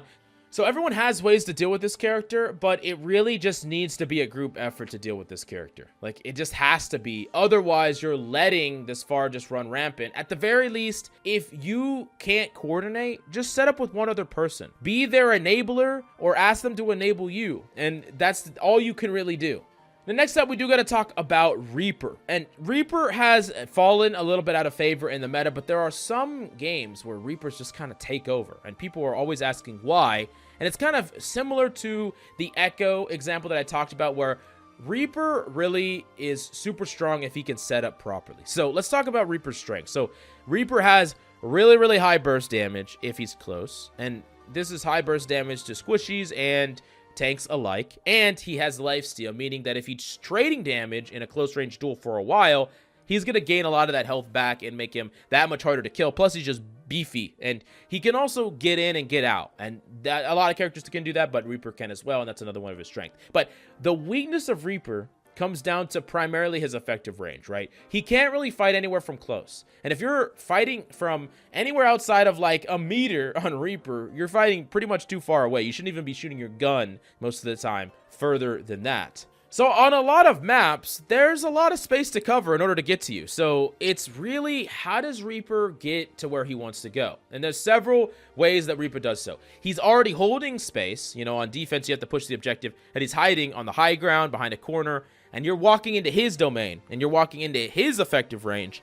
That is where he kind of is really shining. Or he's setting up. He's teleporting to the high ground, getting in a setup position, dropping down, and, you know, looking for those opportunities. So if you understand that that's what Reaper's trying to do, where he's trying to set up, come out, get a kill, get value, wraith away, then reset up, come out, get a kill, get value, wraith away. That's like the cycle of Reaper. Then you need to find a way to interrupt that cycle. You need to anticipate where he's hiding, or you need to try to make sure that he has to wraith out as fast as possible. And then last but certainly not least, you need to try to punish him when he doesn't have his wraith during like the start of his cycle, right? Another thing that's kind of unique to Reaper is it can be better to fight Reaper outside of natural cover. That seems like, whoa, you always want to play natural cover. Yeah, but against Reaper, it's a little different. Like, if I'm in an open field, I would rather fight Reaper at pretty much any hit scan or projectile. But if I'm around a corner, the Reaper could push up to the corner, swing around the corner, and then all of a sudden he's close to me. So you also have to make sure that if you are playing cover, you're not necessarily playing the close angle of cover, and any other little intricate little openings or doors or whatever, you have to be always afraid that there's a Reaper in there. Sometimes I kind of relate Reaper, what reminds me sometimes of like Reaper setup positions is like camping in old school COD, like back when I played like MW2 or whatever the case may be, where there would just be people like sitting in a room camping, right? That's kind of how it is with Reaper. He's sitting in a room camping. Now, he's not going to sit there the whole time unless you walk in and then he's just going to kill you, but he's waiting. He's waiting. He's listening. He's looking for an opportunity. Then he's dropping in your back line. And then he's like potentially killing somebody and then running away. But if just similar to the Echo, right, you're always keeping your head on a swivel, you're always looking around, you're always making sure that you're not too close to these little angles that the Reaper could drop behind, and you give yourself time between the time he leaves his setup perch and the time he gets to you to interrupt him, right, then you're going to be just fine. And like I said, you can do this on all the roles. You can peel on tank, you can shoot him on DPS, you can use any of your 1,000,000 cooldowns on support to shut him down if he doesn't get the drop on you. It's all about the element of surprise with Reaper, but if you know his cycles, it's way easier for you to do so. Now, I will say that the last core strength of Reaper is that when resources are low, Reaper shines. So, like, a lot of time, if there's a support and a tank together as, like, the last two people, no combo of anything besides another support and tank is going to be able to beat that, right? Like, two supports will lose against that. A DPS and a support will lose against that. Two DPS will lose against that. But Reaper and a support sometimes will win, and sometimes a Reaper and anything else will win, because Reaper can sustain himself, especially if he's in a low resource fight. Like, typically a Reaper doesn't want to go for the tank right away, because only bad tanks will be far out of position enough with no cooldowns and no support to die to him, and then you're just like not doing anything as Reaper. You would rather kill somebody legitimately with your burst, like a squishy of some sort. But when there's very little resources on both teams, you know, it's down to a 2v2 or even a 1v1, Reaper truly starts to shine. So letting him go in, complete his cycle, get out, get the advantage for his team, the team fight trades out, and then he gets to go back in again towards the end, means that he's going to be able to close out that fight in a way that a lot of other DPS wouldn't be able to. And that's why if you can disrupt the cycle in the beginning, you prevent all that from happening. So yeah. Next up, we got to talk about Sojourn, and there's really no way to counter Sojourn, so good luck. No, I'm just kidding. So Sojourn has a couple of cycles that they kind of go through, right? They play main, they build up a rail, and then they'll typically either rail for main or they'll take an off-angle rail, and then they'll retreat back to main. So if you know when the Sojourn has rail, it's a good idea to calm it and be aware, be really close to cover. It's actually kind of easy to bait out a rail by just jiggling a corner. So as long as you're not playing in the open, the Sojourn isn't going to be able to rail you that easily. Now, similar to the other characters we talked about, whether it's Hanzo or Ashe, you need to force Sojourn off of any off angles. They're on any off angle that you see, get them to get away, force their slide out. It's worth value. If Sojourn doesn't have her slide and she's taking an off angle, she can be killed by a lot of different characters. And if you can just force her slide, most of the time she'll retreat back to main. Now, aside from that, Sojourn isn't the greatest character from a close effective range. I wouldn't say she's necessarily bad, but relative to fighting her from range, which can be really deadly. Sojourn isn't the best up close. But one of the core problems with Sojourn in general is that Sojourn is a character that, when played to perfection, doesn't have a crazy amount of exploitable weaknesses. A lot of her value is tied to rail, so if you play really smart positions, you're not leaving cover very much and you're denying her off angles, she's not going to hit as many, but she still can hit some, even the hard to hit ones, depending on the skill of the Sojourn. This goes even double when Sojourn's being pocketed, and I would say that it becomes more of a team effort to make sure that the Sojourn utilizes her abilities. Like, let's say the Sojourn is playing in an off angle, you put some pressure on her, she slides main, and then you set up for a play, like a joint play onto the Sojourn when she doesn't have that slide ability. Sojourn is kind of caught out without it, and she actually can't go that far with it at times. So there's going to be ways to force it out if she's trying to play aggressive, and then punish her because she used, instead of like holding it in the neutral and then using it to retreat, she used it to take an alternate angle, and then you're punishing her for it. At the end of the day, as long as you're making sure that you are very, very close to corners and cover, you can minimize the effects of Sojourn's rail, and not fighting her in the neutral or like fighting her in the open unless you're deliberately trying to make a play on her most of the time. Like, you don't want to have a long fight with Sojourn where she has time to build up rail and potentially one-shot you from whatever HP that you're at after you've taken a little bit of damage. So just clearly define when you're fighting a Sojourn versus when you're not, and setting up accordingly. The next up, we do got to talk about Soldier 76, another character that doesn't have crazy amounts of weaknesses, but let's talk about his strengths first. He has great mobility. He can pretty much play wherever he wants to play. He's self-sustainable because he can heal himself, and then he has instant mobility, so he can just run away. And he has burst damage, so he can helix and he can shoot, and that means that Soldier can play behind you, to the side of you, pretty much any angle. And there's a couple of things about Soldier that you need to do. Number one is force him off an angle. So if he's on an off angle, it's a good idea to try to force him off that angle.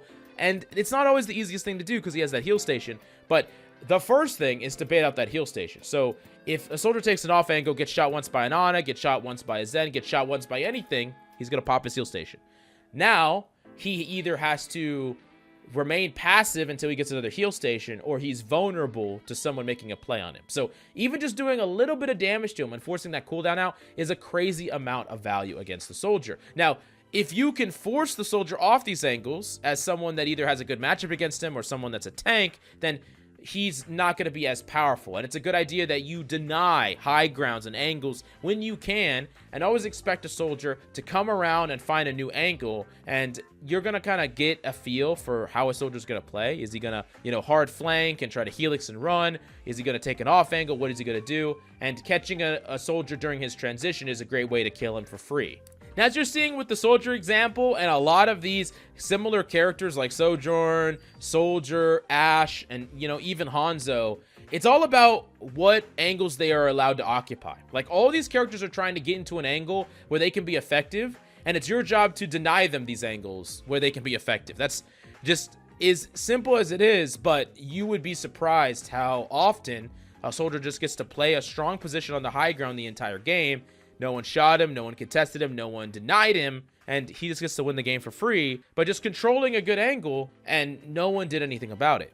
The next character we do gotta talk about is Sombra, and Sombra is a character that gets to sit around and look for weaknesses and kind of exploit those weaknesses. Find isolations, find people that are using cooldowns or out of position, hack them, add to the damage that their team is doing, and because she gets to stay invisible, she gets to just basically position anywhere and look for the right moment to strike. And very similar to when we talked about Genji, you need to make sure to know where the weaknesses is in your team, and also be very careful when anyone is low, when anyone is weak, when anyone doesn't have cooldowns, right? And be more disciplined with your cooldowns, right? If you are throwing your cooldowns like just randomly, the Sombra's gonna pop out and you're not gonna have anything to fight her. If your Ana is isolated and they have a Sombra on your team, maybe keep an eye on that Ana. Understand that that's a target that the Sombra is going to try to go for. It's really important that you understand the weaknesses in the same way that the Sombra sees them, right? And this is true from any role, making sure that you're helping each other, because a Sombra that gets to take these isolated 1v1s when she wants to will dominate your team. But a Sombra that every time she tries to take one of these isolated 1v1s, someone else intervenes, could be a Sombra that gets no value or even dies. Another thing about Sombra that can be really strong is the fact that she can hack health packs. So certain areas on certain maps where there are megas to control can be an area that is going to be hard for you to contest, right? So it could be possible for you to even interrupt a sombra on her way to acquire these, or just make it so that you're positioning further away and in a different area than wherever that space is. There are certain maps where the mega is kind of close to the core objectives, but you can't really contest that space because the health pack gives them too much advantage inside that area. You'll lose any duel with any individual in that space. Now, unlike before, Sombra is very trackable when she tries to get out, and you can hunt her down if you have mobility, or you can try to shoot her midair as she's flying down. It's definitely possible to shut down a Sombra, and the longer a Sombra waits to leave, the easier it is for you to either trade her or just outright kill her if she messes up her play. Now, also, Sombra's going to have cycles of trying to go in and do something and then leaving, right? So if she goes in and does something and leaves, if you know where that is, you know where she's at, those are windows of time where you can kind of use your abilities and your ultimates without fear of it getting denied. Like, if you're playing Sigma and you keep getting hacked out of your ultimate over and over and over again, where's the object permanence? You know there's a Sombra, and you should be cognizant of where she is. Wait for her cycle and then go for your play. Don't just go for your play randomly in the neutral and then just get hacked and then be mad about it.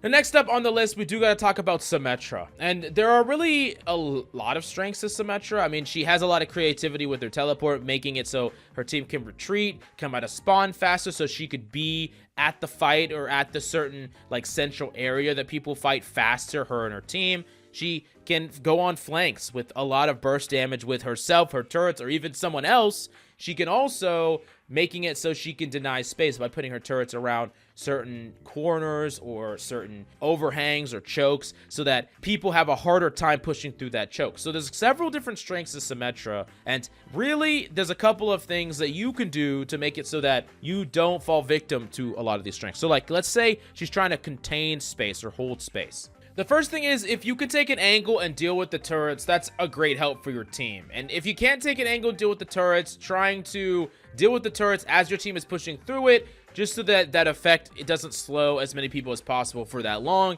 That's typically something that is, it's selfless. It helps your team. You're not going to get a thanks for it, but you're really helping your team get through these damn chokes. Now, in addition to that, you need to always be prepared for a Symmetra making a teleport play. If you could see the Symmetra, she's pretty slow about throwing down the telly and going for the play. So you can typically anticipate some of these plays coming. So it's easy for you to, intervene in that, whether you're a support or a DPS or whatever. Just forcing that sim off and making sure to destroy freaking teleporters. A lot of people don't destroy them. They just leave them there. And if you leave them there, then they're always going to be an instant way for you to get flanked out of nowhere by any character. So please destroy these damn teleporters. Do not leave them there.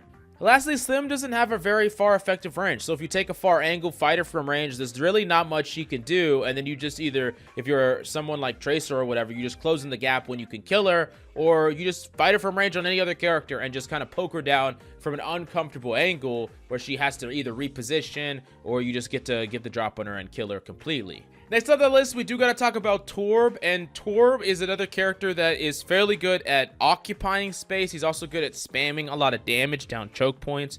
So you're often going to just have a ton of damage going down certain lanes, so you have to be really careful about peeking into these lanes where you're just going to get dealt just a crazy amount of damage out of nowhere if you get headshotted by Torb. He's also a fairly hard character to push yourself because he is fairly good from close range as well, because he can make himself really beefy. He has an alternate fire. His primary fire is pretty easy to hit from close range as well. And then for flankers, he's a good anti-flank character where if you're Tracer, Echo, or pretty much any flanker, he's either going to spot you and he's going to know that you're flanking, or he's going to mess up your flank because you're going in and you're getting shot and you're getting denied. I would go as far as to say that you need to focus on the turret a lot of times before you even go for a play. Like, if you're Sombra trying to go for a hack play in the background and there's a Torb turret, good luck. You're just going to get it canceled every single time. So it is important to either deal with the turret first so you can make that play, or try to make the play out of the line of sight of the turret intentionally. Now, if you are a person that has the ability to deal with the turret from range, it's kind of your job to do so. Like, if you're a freaking Hanzo or a Mei, or hell, even like an On or a Illari or a Bap, or like a lot of different tanks as well, you should be dealing with these Torb turrets for your people on your team that just can't do it that easily, right? There's a lot of characters that don't have a far effective range to deal with the turret very easily. Like, don't give your life for it, but like, if you can shoot it very simply, make sure you do that to help your team. Now, Torb, like a lot of characters, are super weak at dealing with anything on the high ground. So if you're ever above Torb, on an off angle above Torb, the Torb has to like somehow hit a crit headshot on you with a really hard to hit projectile from that range. You can just kind of shoot at him like fish in a barrel, and he's really easy to deal with. Next up, we do got to talk about Tracer, and there's a lot I could talk about how to deal with Tracer, especially with Tracer being so strong right now. But let's first talk about Tracer's strengths. And one of the core things about Tracer is that Tracer can play any freaking position. A lot of characters can get forced out of positions really easily. Tracer can't. And if you force her out of a position, it often is harder for you to do than it is for her to leave and then come back. So Tracer can play behind, to the side, anywhere, really. And in addition to that, Tracer has great mobility, so she can kind of close in the gap really quickly. She can run away. She has a recall, which is like a get out of jail free card, and she has really high burst damage from close range with her pistols and her pulse bomb. Now, I will say that the cost of all of these really great benefits is that Tracer's fragile. Tracer can die to a lot of things. Tracer can die to random spam. Tracer can die to, one headshot on a lot of characters. So in order for Tracer to succeed, they have to play really, really close to a lot of pieces of cover when they're not blinking through. They have to be blinking around open space very often, and often have kind of like a sixth sense for when they are kind of being honed in on, or someone's aiming at them, or when they need to move and at what pace they need to move. But if you are someone that wants to shut down a Tracer, there's a couple of ways to do it. So number one, if you're ever set up on a high ground, you got to understand that Tracer has to set up to get to you, right?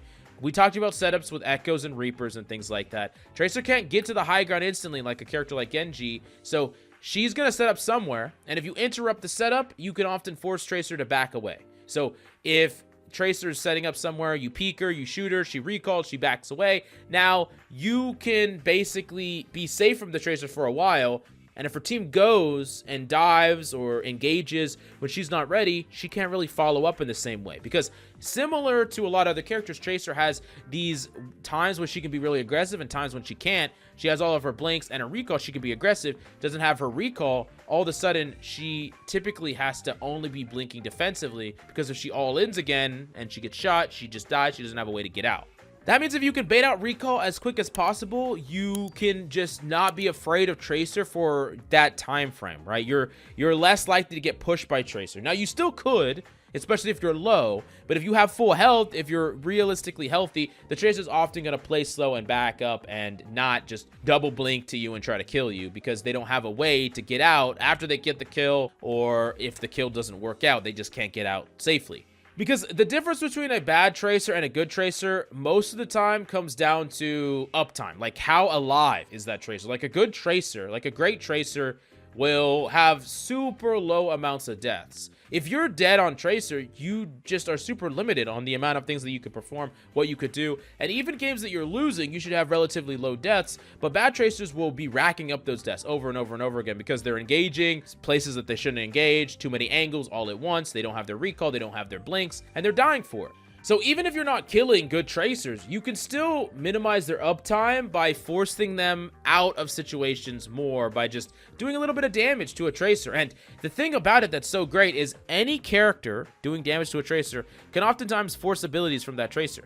One shot from pretty much any support, one shot from any DPS, you're going to force that Tracer to recall or blink away. And sometimes if you're doubling up on that Tracer, the Tracer's just going to die out of nowhere, because they're just getting, bursted from two sources of damage. Now, I will say that a lot of the time up against a Tracer, you have the tools to beat them. Like, Tracer doesn't just beat everything just by itself. Tracer has to get in a close effective range. She's vulnerable. Most characters have counterplay. Now, are they going to be easy to hit your shots? Probably not, but that doesn't mean that you can't outplay a Tracer with a number of different characters. There's a lot of characters that have game against Tracer, but most of the time it's going to be a skill matchup. So understanding how you die to the Tracer, What did you do wrong to make it so the Tracer could kill you really easily? And that's the thing. If the Tracer comes in, hits this crazy track on you, and like 180 melees you, or triple blink, pulse bombs you, or does something crazy, and you die to it, sure, whatever. But if you look at the kill feed and you see that you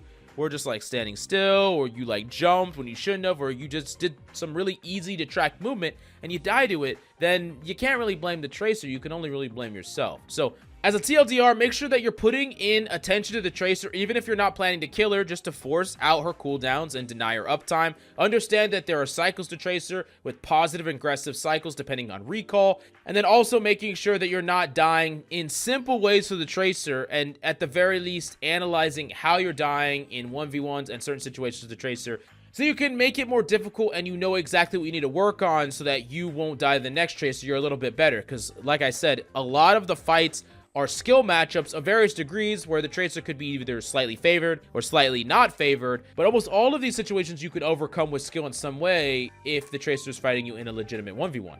Now, last but not least, we do got to talk about Widowmaker, and Widowmaker is going to be very similar to characters like Ashe and Hanzo and stuff like that, but Widowmaker has a very, very far effective range, so you don't really want to fight the Widowmaker in that range unless you can kill her. Like, if you have great effective range too, then you could maybe fight her, but most of the time, you would rather take an angle on the Widowmaker that's closer, close in the gap, or just not peek her. Like, deny that angle, understand where the Widowmaker's set up, and know that you need to be careful of that angle in particular, but you could still, you know, occupy the other space, fight the enemy team, shoot the enemy support, shoot the enemy DPS, as long as you're not peeking that angle, playing really close to cover. Now, sometimes a Widow will take an aggressive angle, and similar to everything we talked about, you got to get her off that angle as fast as possible. You got to nade her, you got to shoot her, got to freaking lucio booper, got to do whatever you got to do, get her off the angle. Now, you don't want to take it a step further than that. Like, if you push this Widow and then she grapples away, and then you try to pursue her into open space and then get headshot by the Widow, who's going to stop her the next time she takes that angle again?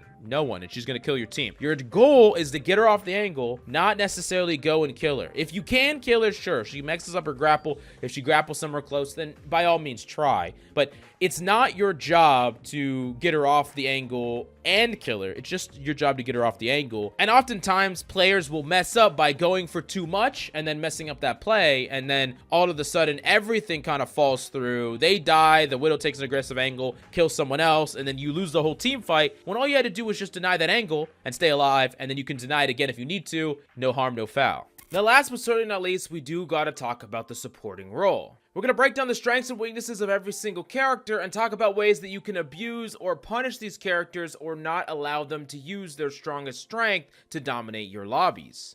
Now, first off, we do got to talk about Ana. And Ana is definitely one that a lot of people struggle with, especially tank players, because Anas can hit nades on tanks. And that's one of the core strengths of Ana, is her utility. I mean, she has a crazy amount of utility. Not only does she have a sleep that allows her to potentially win any 1v1 with the squishy, at the very least, she gets to get out safely, but most of the time, she's going to be able to kill them. But oftentimes, even against tanks, she can just use it to neutralize them, either getting them killed or letting her get out safely and completely reposition. She has nade, which nade is super strong on a squishy if you can hit it. I mean, it makes it so they're super vulnerable, can't be healed up, and with limited health pools, they just kind of fall over. Tanks, similar thing, because they need that giant amount of health to be able to be healed. That's kind of a job of a tank, is to take space, take damage, get healed back up. Ana can mitigate that entire thing with her nade. So those two abilities combined make it so that an Ana that consistently hits nade can constantly threaten tanks and squishies, and an Ana that consistently hits sleeps can at the very least reposition and get out of danger, but best case scenario can just get a kill, especially against a lot of other squishies. Now, it's also important to understand that Ana's effective range is really powerful as well. She has a lot of damage that has no fall off and she can use from range, so if you're fighting her from a long distance, she can constantly heal and constantly throw these super impactful abilities, and really hitting a nade on a tank isn't that hard, even if you're really far away, because of how big tanks are, and it can have a lot of impact. Plus, you can throw damage in here and there to help your DPS control off angles or help confirm a kill, mercies flying across the map, whatever. You combine all that together on Ana, and she's a very powerful threat with a lot of strengths. Not to mention, Nano is just one of the most combo-centric ultimates in the game. Really, really strong at creating momentum, really strong at building up ultimates, and very, very good at comboing with a lot of different ultimates, whether it's Blade, whether it's her Matra ult. So there's a lot of strengths that you have to kind of consider when you're going up against good Ana's. But what are her weaknesses? Where are the gaps in Ana's armor, and how can you abuse those in order to deal with Ana? Well, first and foremost, a lot of Ana's value isn't necessarily free. A lot of her abilities and damage is a skill shot, and especially if you can put an Ana under pressure, they're more likely to mess up a lot of these things. Like, an Ana can easily sleep a target if it's like a Winston just walking at them in a straight line. Really simple, right? But if all of the sudden there's a target that's on top of them or all around them doing a lot of damage to them, like a tracer, and they have to hit a very difficult to hit sleep, that makes the ability that much harder to execute, because it's not an ability that you just press it and it always connects. It's an ability that you have to properly aim. But keep in mind, you can go up against some Anas that they can match every bit of skill that you're bringing to the table with skill they're bringing to the table. Like, Ana is a character that can keep getting better and better and better, and just because you make a sleep really hard to hit doesn't necessarily make it impossible to hit, right? So, like, for instance, you give them, like, a very small window of time to stop you from killing them as Tracer, but they could hit that sleep by predicting your blink or predicting your 180 or seeing you blink to the right and flicking to the right with a sleep or something along those lines. Or same thing with Genji, but there are also ways to outplay that. You know, you can respect the skill of an Ana in certain ways. And the real secret to truly abuse an Ana the most is what you really need to abuse is the fact that she doesn't have any mobility. And not just mobility to run away, because of course she can't run away if you're diving onto her, applying pressure. She doesn't have great mobility like characters like Kirko or Lucio or a million other characters. So she can't get away in a situation that she is losing in. Like, she's not going to be able to get away if she misses her sleep, misses her nade, and is trying to run away. She's just going to die most of the time. But also, if you give yourself the ability to back away from an engagement with Ana, you can not get chased down. Like, an Ana's not going to be able to hunt you. Let's say she shoots you once, hits an 8 on you, and you cut line of sight with her. She's not necessarily going to be able to chase you down and catch up to you if you're a character that has any form of mobility at all. So as long as you try to fight Ana on your terms, you're applying pressure, you're being annoying, you're trying to get her in a position where she's isolated or get her in a position where she's forced to use cooldowns like nade on herself or something like that, or she tries to utilize these cooldowns preemptively, tries to use sleep, tries to use nade, and she doesn't have these cooldowns, now she's way more vulnerable for a aggressive play onto her. She doesn't have a crazy amount of burst damage, especially if she doesn't have her cooldowns. She can't run away from you, so that's kind of the window. So if you can play a neutral position, some position that allows you to be near a position, have good cover, so that if you get hit by a nade, you can just cut line of sight and you're good for the certain amount of time. Ana can't pursue you or chase you down, so it would need someone else to pursue you, but as long as you play a good position, you can back up, kite back to your team, or just deny line of sight, and you could be okay. And if you make it so that an Ana has to be pressured to use her sleep, so you're poking her down, you're applying pressure, and you're only going all in when she is in a situation where she has a very small window of time to hit a very difficult sleep, or she just uses sleep preemptively because she's under pressure and she's trying to just shut you down right away, then it's a lot easier for you to deal with this Ana. And this can be true for like a lot of different characters, even tanks, DPS, doesn't really matter. Whatever character you are, you need to start thinking about Ana's abilities as all threats that you need to consistently pressure and play around, because if you don't respect them, you're going to get destroyed by them. Like trying to make a play on an Ana straight up that has her full HP, her nade, her sleep, there's a million ways that Ana can just demolish you, doesn't matter what character you are. Like, as a tank, you could get freaking slept, naded, and then she could get some help. Any squishy just gets slept, they lose. She could shoot you once, nade you, shoot you again, melee you. Like, there's a lot of ways she could just completely demolish you. And if you're in a fight where you want to close out the fight, she's advantaged in that, because as long as she prevents you from doing any damage to her for a little bit of time, she's going to gain health back with her passive. So you're under extra pressure to close it out, and that is not a great thing. So what I would highly suggest is treating every ability like they're all threats, applying pressure to her, and force her to utilize abilities either early or put her in a position to where when you finally full pursue her, full approach or full fight her, she has little time because she's under a lot of pressure, making those abilities that much harder to hit and the window of her being able to shut you down that much smaller, if potentially non-existent, depending on what type of abilities your characters have, like DM on Diva or something like that. Next up, we do got to talk about Baptiste, and Baptiste just has a crazy amount of strengths. I mean, he has a lot of mobility. Specifically, that exo boots allows him to change high ground, low ground a lot, where he can drop down from the high ground, then go back up to the high ground, and then drop down again, and then back up. And unless you're a character that can follow him doing that motion over and over again, he just gets to change where he's at so much that it's really hard for you to kill him. Like, imagine you're a tracer and you start fighting him on the high ground, and then he falls to the low ground, so you chase him to the low ground, and then he exo boots back up to the high ground, so you recall, now you're back up on the high ground, he throws his immortality field. Like, what are you gonna do? Like, you just can't do anything. You're just having a terrible time trying to chase this guy nonstop. And he's not going to be doing nothing against you, right? Baptiste also does a lot of damage. He does a lot of poke damage. If he hits his shots, specifically his headshots, he could do a lot of freaking burst damage. And Baptiste is just going to be able to finish a lot of targets that his DPS and tanks get low across the battlefield. With that hit scan fire, he can put pressures on things like Mercies that are flying through the air, characters like Echoes, freaking pharahs even. And yeah, Baptiste is also incredibly difficult to dive.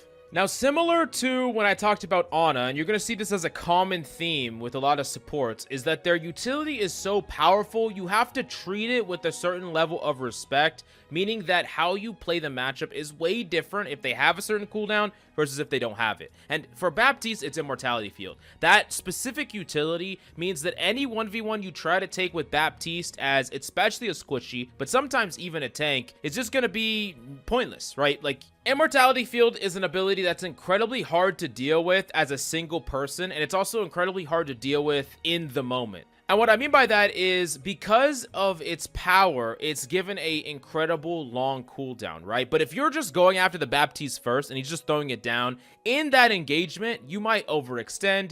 You might full commit trying to get this kill, and then you have to deal with an ability that's so powerful that it's an ability that should be baited out and properly focused out as a team before you go in, right? It's almost to the level of like a soft ultimate, right? Imagine if every time you push a certain character, just for you, they had an ultimate that they could use on you, right? Something that they could use just to shut you down. You would probably not want to push that character hardly ever, but it'd be a little bit different if you could set up some team play. And that's kind of what it comes down to Baptiste, is where if you can pressure a Baptiste and apply pressure to situations where maybe he's a little bit out of cover, maybe he's a little bit in the open, you're applying pressure, you're shooting him, and you can force, especially that immortality field out of him, it opens the door for you to be far more proactive to him. Because even though he can do burst damage, it's not the most reliable. And while he still has his burst healing and he still has his mobility, once he doesn't have his immortality field, he's a character that is pushable. He's not someone that is scary to fight and push and duel as just about anything. This doesn't mean he can't beat you in those duels if you're low on cooldowns or weak or whatever, but he's someone that you can duel, and oftentimes you have better tools to. It's like if you're a Cass or a soldier, you can run up on him and fight him, but if you ran up on him and fought him and he just threw an immortality field, now you have to focus the immortality field, you have to break it, then you have to focus on him. By that time, he could already get a lot of his cooldowns back. I mean, the secret to fighting Baptiste is to constantly pressure him when you can, keep him in check, and make note of when he's using his cooldowns. Like, there's a lot of times where if you feel like a Baptiste is destroying or dominating your game, he's getting a ton of value out of his immortality field, saving himself or saving his team, and then no one's punishing him after the fact. And I also want to make it clear that punishing a Baptiste when he doesn't have immortality field doesn't just look like you running up to the Baptiste and shooting him. It could also mean just playing generally more aggressive against his team. He can't save his team with immortality field anymore. He's going to expose himself more from natural cover, trying to heal up his team. There's going to be windows of time where he's exposing himself too much and he risks his own death. He does have a rather large hitbox compared to several of the other supports. He's not the hardest character to actually shoot when he's stationed somewhere and trying to heal, and especially when he's like flying in the open air. If you're someone with a fast moving projectile like Hanzo, or you're someone like Sojourn or a hit scanner or whatever, you could easily track this guy or shoot this guy throughout the sky. So he is definitely vulnerable in certain moments, but far too many times people don't capitalize on those moments because you're not paying enough attention to when these supports have these abilities or don't have them. And that's kind of really the secret. And whether you like it or not, support abilities are incredibly powerful and they deserve your respect. They deserve you to know when they have them or they don't have them. And your play should change depending on if an Ana has nade, or an Ana has sleep, or a Baptiste immortality field, or if any of these other supports have their abilities. These abilities are so freaking strong, they fundamentally change how you should play, how aggressive you should play. But now we do need to move on to Brig, and Brig is a character that is basically a bodyguard. So her like true strength is Brig is a protector. She's really good at denying space. So people walk forward, she can whip them back. And this is super strong against characters that want to aggressively take space. Think Junker Queen, for instance. She comes in, she really wants to cleave somebody, and every time she goes in for a cleave, she gets whipped back, she whiffs her cleave, she doesn't get her life steal, she dies, right? Or let's think like a Winston, you know, jumping up, she whips him down. Or, you know, any character that is trying to jump on a character on her team, Brig can pack them, bash, whip, get that person off, give the person that she packed passive healing, damage the person that's jumping on, and you know, with the boop of the whip, all of that combined make Brig very, very good at protecting. Very, very good at protecting anyone who is fragile, especially people that have low mobility. That's why one of Brig's best natural pairings is a character like Ana, where Ana has all these crazy good strengths, crazy powerful abilities that are even powerful from long distance. And Ana's only weakness is that if she's isolated, she could be, you know, threatened out. She also can get overloaded and overwhelmed where she doesn't have utility all the time. When she needs it, she uses it to make a play. She's vulnerable for, you know, a counter play or whatever. Brig can circumvent a lot of those weaknesses, where Brig is playing this bodyguard passive playstyle, trying to protect the Ana, trying to keep the Ana alive and keeping people off her. And she can do this with other characters as well. DPS, characters that don't have great mobility, characters that get a lot of value, like Cassidy, for instance, but they could be susceptible to joint dives, or even characters like, you know, Diva jumping on him or whatever the case may be. Brig can protect him, keep him alive from those situations. So there's a lot of use cases for Brig where she's really, really strong. She denies a lot of dive automatically because of her very large Inspire radius. And if we add on to that strength her ultimate, that gives her an ability to go proactive, deny ultimates, turn the tables on people that overextend because they get stunned. She could stun divers, characters like Doom, Genji, and basically just shut down a lot of people, or even just go super proactive with her tank, with her team. And Brig provides all of that combined. Really, really powerful strengths, but there are also key weaknesses to the character. She doesn't work as flexibly as characters like Ana or Bap, where these characters can play a lot of different styles of play, and they also can play with other supports very easily in a variety of different ways, right? Like Ana can pair with almost anyone in the roster. Bap can pair with a lot of different supports as long as you have a support that can heal the characters you need to heal. Bap isn't very good at healing like flyers or divers, but he can heal pretty much anyone else. But Brig, on the other hand, is a character that doesn't necessarily provide a crazy amount of raw heals or burst heals. She can provide burst heals in a really small package with her packs, but not in the way that like Ana or Bap can, where they can heal up a tank very, very quickly, get them to full, and do that multiple times throughout a fight, maybe in like a heavy tank exchange or something along those lines. So that's one way that Brig starts to slightly lack. Another way that Brig starts to slightly lack is if she wants to trigger her Inspire, she needs to hit whip shots, or she needs to hit her flail. Hitting her flail puts her a little bit too close to the target. So she's trying to hit these whip shots, but if she misses these whip shots, then she's in a weird situation where she has to try to close in the gap to trigger Inspire, but she's not quite as beefy as you would believe she is. Like, she has armor and she has her shield, but she's definitely killable. She's definitely burstable. Her shield is easy to break. You can just focus her down and kill her. There's a lot of divers that can just, you know, dive past her and jump on her, and she can be just as much the target as the protector, right? She is a bodyguard, and she is that way because of all of her abilities and all of her strengths, but she could also be the target with no one to protect her. And that is something that I think a lot of people let Brigs get away with. They let them get away with too much, even though they could be the target themselves, mainly because I think it's just the perceived toughness of Brig and not the actual toughness or the weakness that she has. A Brig that's out of position still as killable as just about any other character that's out of position. Last up, Brig just has really poor effective range. So if you play from off angles, you play from the high ground, Brig starts to feel weaker and weaker. When she's getting poked out, she's holding up her shield, she dashes away, has to reset. If you constantly put her in these weird and awkward situations, then most of the time Brigs are not going to get that much value and they'll end up swapping off. The next up, we do going to talk about Illari or Illari. So this character is super strong, but there's a lot of kind of caveats to that strength or ways to exploit that strength, make it not as good as it seems to be. Now, first off, Illari has great burst damage, right? Doing crazy amounts of damage with headshots from range, not all at once, but can do a giant amount of damage from the poke. And especially if the person you're up against can hit consistent headshots, they're doing like as much damage as DPS are. In a lot of ways they are, and you're feeling it. I mean, you're just dying out of nowhere, taking headshots from Illari, and it's not the funnest thing in the world. And in addition to that, not only can she just do damage, like high amounts of damage from very far away, she has decent mobility that has a little bit of knockback, so she can kind of play an off angle and reposition. Better mobility than characters like Ana, and in some situations can be better than a character like Baptiste, although I do think Baptiste is overall much better, but there are situations where Illari's movement is a little bit better. But mainly what is combined with that is Illari's ability to, one, burst heal, and two, have a heal that she just gets to throw down, healing her,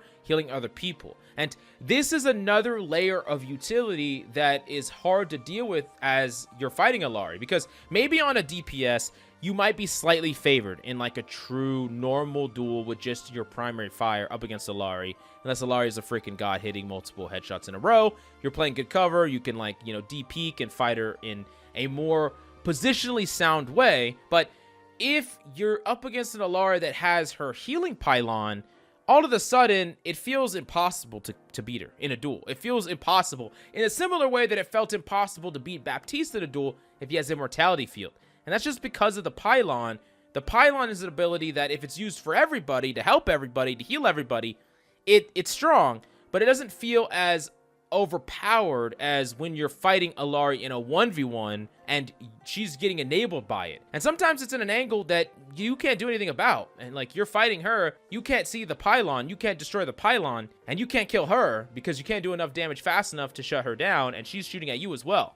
Sometimes the actual best thing that you can do against Illari is just completely disengage from the fight. Like if you're in a disadvantaged fight, and this is not just true with Illari, this is true with a lot of characters, but especially when Illari is in her optimized conditions with her pylon setup, you can't do anything about the pylon, you can't wait it out or do anything like that.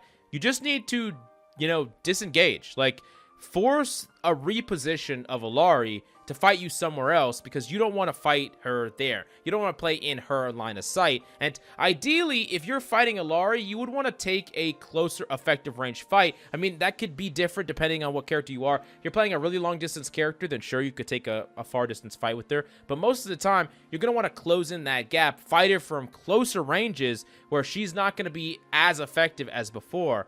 And in general, in the neutral, you need to try to destroy these pylons. Ping them and shoot them. I know that it kind of seems silly to do it all the time, but it's going to put it on such a long cooldown. It's really, really worth your while to do so. And it basically cuts out one of the strongest forms of sustain that Illari has in her whole kit. Super, super important to do so in a very similar way that destroying Immortality Field is really important, although the difference is Immortality Field is really important to focus down and shoot in the moment, like right when it pops up, versus Pylon is pretty much good to shoot down and destroy anytime. Like you don't necessarily have a crazy rush to destroy it, although the sooner the better, but it's not like there's a window to destroy it. It's pretty much just like destroy it whenever you see it, and that's good enough. And you're already making it so it's going to be a lot easier to do enough damage to force an Illari off an angle.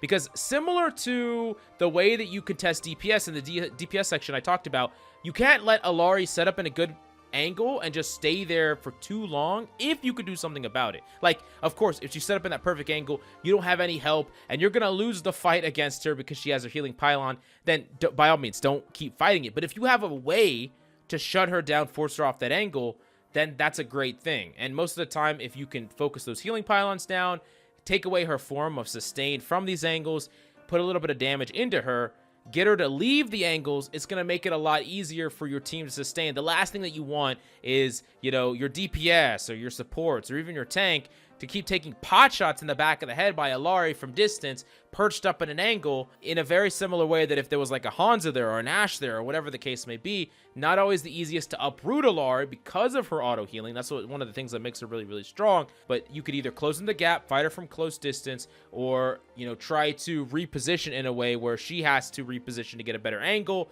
but she already threw down her healing pylon, has to relocate it. Maybe you destroy it in the process, whatever the case may be. There's a lot of different ways to kind of find the gaps in illari's setups. And of course, she has another job to do, which is helping her team, healing her team as well. And when she's doing those other jobs, she's also vulnerable as well. If she's trying to close in the gap, playing close distance to try to heal her team, she could be more susceptible to a close range play. But let's move on to Kirko. And Kirko is a character that feels like she doesn't have any weaknesses at times. It feels like almost no matter what you do, Kirko has a plan for it.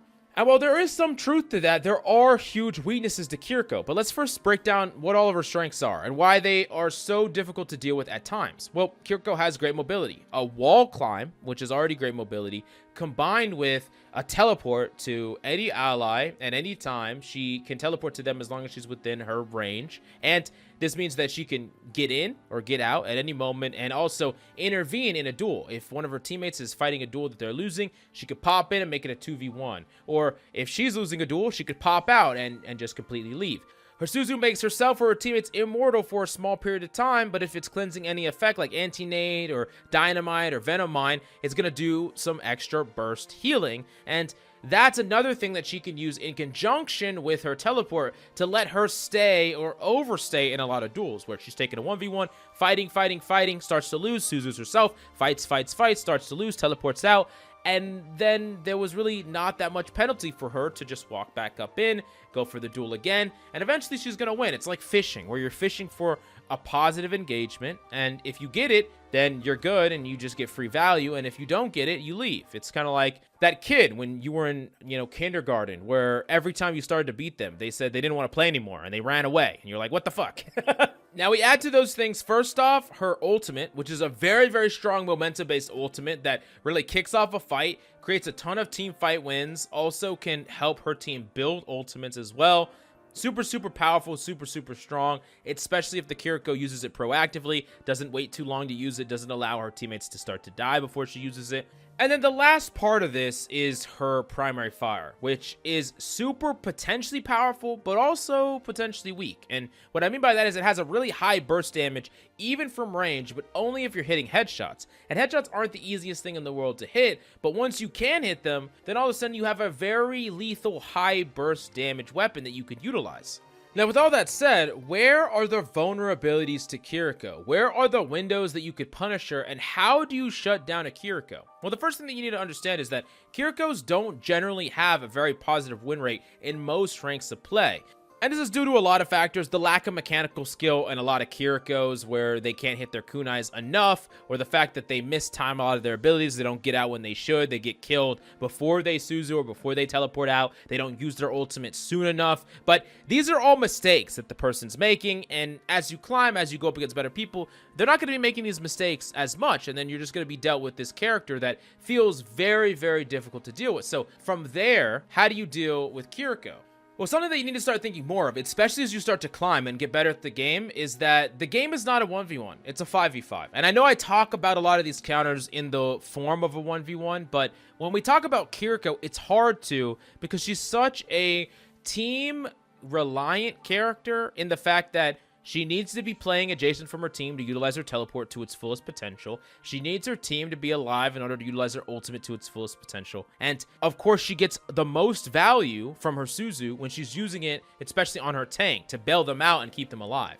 So, like, a Kirko Psycho flanks comes at you, and you manage to do enough damage to her to make her Suzu, and then you make her teleport away, goes back to her team. That's a lot of value because she used her teleport that she was normally going to use to get out. She used her Suzu that could have been used to save her tank, all just to fight you. And if you are able to shut that shit down, she doesn't have that for quite a long time. And the rest of her team is vulnerable. And they might lose. Like, you might win the fight. You might nade their tank. You might push into their team. You might make a proactive play.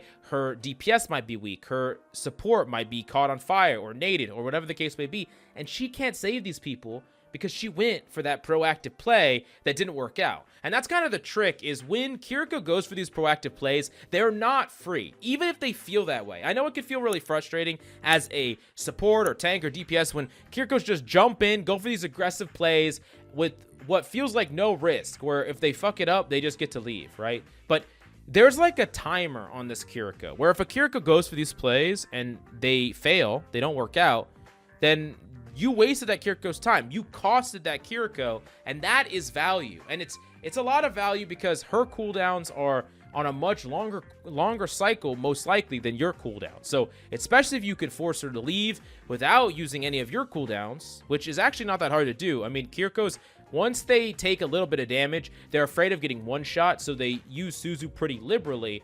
And then after that, they take a little damage and they have to teleport out because they don't have Suzu. So it's not really that hard to force her to leave, even without using cooldowns yourself. And that's super, super strong because you basically get to just exchange all of her cooldowns for just a little bit of your attention and a little bit of your time. As long as you don't die instantly to her abilities, you're hitting your shots. But I will give you a little bit of a tip against Kirko. This is not going to work against every single Kirko, but even high-level Kirkos do this. A lot of Kirkos will spam head level, which makes some weird movement that you wouldn't normally do against other characters viable. Like, I found that jumping against a lot of Kirkos is actually super strong, especially if you're close range, because Kirkos, they're not flicking and trying to track you or anything like that. They're just trying to spam head level most of the time. So if you can move your head outside of head level, you can often, you know, dodge these kunais in a small window of time. Now, I would say that every Kirko is different. Some Kirkos are going to be better mechanically than others, but just keep in mind, even some of the best Kirkos, they do a lot of head level spamming. They don't actually aim or track or flick or anything like that. So kind of in a similar way that I talked about with Baptiste and a similar way that I talked about with Ana, if Kirko comes in, you force the Suzu, you force the teleport. After that, now you can play more aggressive. Now's the time to play more aggressive. Now's the time to go make a play. Maybe not on the Kirko, but on their team. It's the same way with Baptiste. When he uses immortality, you play more aggressive. You play, the whole pace of play changes depending on the cooldown advantage. And a lot of times these cooldowns are so powerful, if they're not in play, you can afford to be way more powerful. I mean, a Kirko that doesn't have, you know, her teleport, doesn't have her Suzu, she can't play aggressive anymore. She has to stay with her team, play really slow, play heal body, and that allows you to play far more aggressive than otherwise you would. Next up, we do got to talk about Lifeweaver, and Lifeweaver is a little bit of a tricky one. He's also a technical bodyguard style character, or maybe a healbot style character. A character that doesn't really do anything that proactive. Almost the only thing proactive that a Lifeweaver is ever going to do is throw down his tree. That's pretty much it. Other than that, a Lifeweaver is going to stay fairly passive, poke damage, heal his team from range, and then pull people that are in trouble. And that's the majority of what a Lifeweaver is going to do. And they're going to combine their platform either with their team's abilities or themselves and use it to keep them alive. And that's pretty much what a Lifeweaver is going to do, but they're very good at it. It's very hard to kill a Lifeweaver because of the giant health totals, because of the mobility, not only with the dash that heals them, but also the platform that raises them. So there's several different problems that come with trying to, you know, hunt a Lifeweaver or deal damage to a Lifeweaver. I will say that if you're a diver against a Lifeweaver, getting right on top of them to where if they pedal themselves up, they're pedaling you up as well, and then forcing them off that pedal, that could be a good way to fight them on the ground and force them on the ground. But sometimes that's not always the easiest thing to do in the world, and not every character can kind of bridge that gap. Also, just destroying pedals in general is a great thing to do, like when they're up on them, especially if there's multiple people up on them. Just destroying them, getting them off that vantage point and making them play ground level, gonna make the Lifeweaver play a lot safer, which is overall just a really good thing. And one of the things about Lifeweaver is Lifeweaver doesn't have a lot of ways to deny a person with his damage or a play like the other characters do. So when we talked about Ana, right? If you push an Ana could shoot you, sleep you, nade you, right? Lifeweaver is not going to stop somebody with his abilities. He's going to run away from them. I mean, that's almost always what he does, is he runs away from the person. Yeah, he could poke them a little bit, but most of the time he's just leaving. And if you can't kill him, you just wasted all your time. And that's kind of how he gets his value. It's like, oh yeah, you try to kill me, well, guess what? You can't. I'm freaking invincible. I'm just gonna fly away here, go up, jump to the high ground, run here, and you just never catch him, right? But this also means that you can come at lifeweaver in a much more simple, aggressive way. Like if you approached an Ana in the same way that I would suggest you to approach a lifeweaver, the Ana would be able to easily shoot you and sleep you, right? But you don't care as much about the lifeweaver's damage. Like you're not threatened by it. So your approach needs to be less cautious. Your approach needs to be more direct with an emphasis on damage, accuracy, ability accuracy, and lethality than these other characters that you're like more kind of teetering in and out, afraid, trying to play around their abilities. You're not trying to do that as much in lifeweaver. But also look and find the moments where a lifeweaver has low cooldowns, doesn't have a platform, is alone, is isolated without his cooldowns. Those are moments that you could, you know, pressure down a lifeweaver and kill him. But one thing I would always say that you need to be careful of is tree. Tree can not only trap you in closed cubbies, which is just gonna like kill you, and it's basically like a Mei wall that heals his allies, but also it's impossible to kill like almost anyone inside a tree. But if you have focus fire, you can kill a tree. It's actually really strong to focus down a tree and just kill it. But you need that focus fire. You need that team presence, which isn't always going to be there depending on what your composition is or what rank you're in, but it is something that you should know as well. Now, next up, let's talk about Lucio.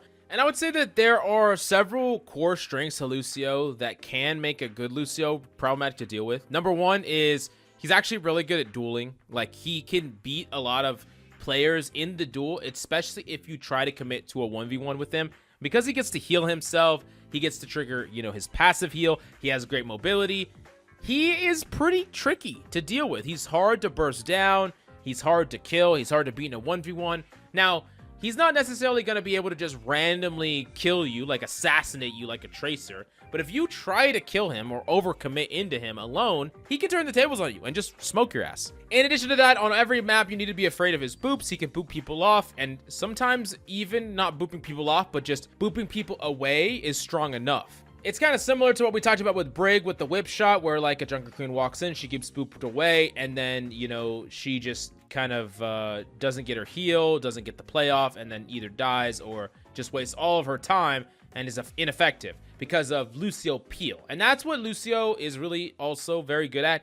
He's super good at peeling. Not only can he play the progressive aspect where he's speeding his team in, diving with his team, being proactive, but he also can play the defensive aspect where he's going back for his Ana, peeling, booping someone away, healing her up. So he can play both sides, where Brig is kind of a little more linear in the side that she's playing, although probably playing that defensive side a lot better. Lucio is a little bit more flexible, and he could play different sides where, you know, he's proactive one section and then reactive the next section. Now, another thing that you're not going to see too much until you start going up against better and better Lucios is Lucios can force people to be out of position by booping them inward. Oftentimes he's going to be like skating around like a freaking choke point, and then when a tank walks in, he's booping that tank forward more than they're comfortable with, and that person's typically going to die because they, you know, was sticking out a little bit too far, or they get hit by another ability or something.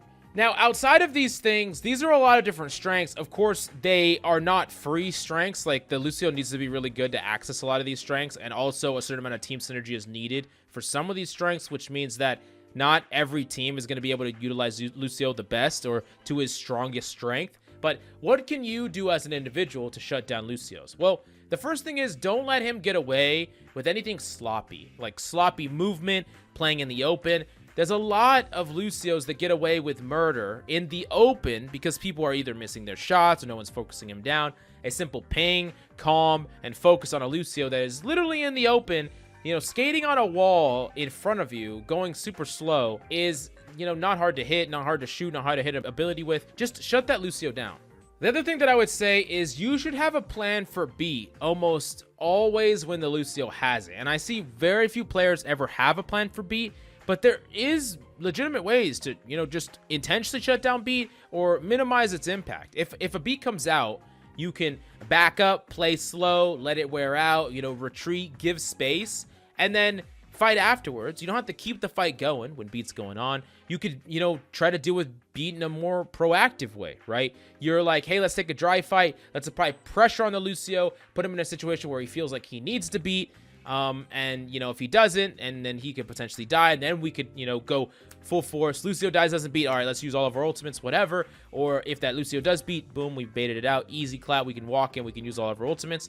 You could even do something way more proactive than that, which is just like, all right, I'm going to go in and I'm going to try to shut down this beat. I'm going to try to cancel this beat. And there are ways to do it, especially if you set it up. Like, one thing that you can actually do a lot as Genji is it's super easy to cancel beats if you set it up, because Lucios don't plan for you to try to cancel their beats. I mean, if you get nanoed above a Lucio, pop your blade. If he pops his ultimate, you can slash dash him before he gets to hit the ground basically every time. And yeah, I mean, you just cancel every beat and pretty much win the fight and cancel beat. Super, super strong.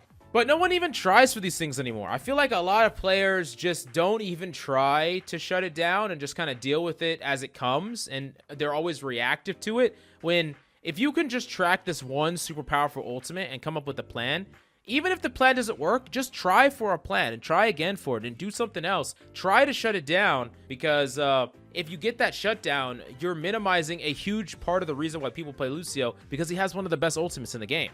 Next up, we do gotta talk about Mercy. And yeah, Mercy can be strong in some situations and can be weak in others, but let's talk about what her strengths are and how you can shut down those strengths. So Mercy is super, super good at enabling DPS characters, specifically long-range DPS and specifically flyers. So Pharah, Echo, Sojourn, Ashe, characters like this are super strong when they're being pocketed by a Mercy, primarily damage boosted, but also healed and made it so that they can ignore a lot of things that are coming their way. Like, kind of similar to what I talked about with the Illari example with her pylon, where if you're holding an angle as like Sojourn and you're getting healed, if you take a little bit of damage, a body shot here and there, you're not going to leave the angle. So if the other DPS want you off the angle because you're trying to smoke their supports, they can't get you off that angle very easily, so they have to send more people after you. And oftentimes, the weakness in that is actually not the DPS itself, it's really the Mercy is the weakness. Now, if the DPS dies and they can close in the gap, the Mercy is just going to die too. So it is kind of a 2-for-1 special if you manage to shut them down.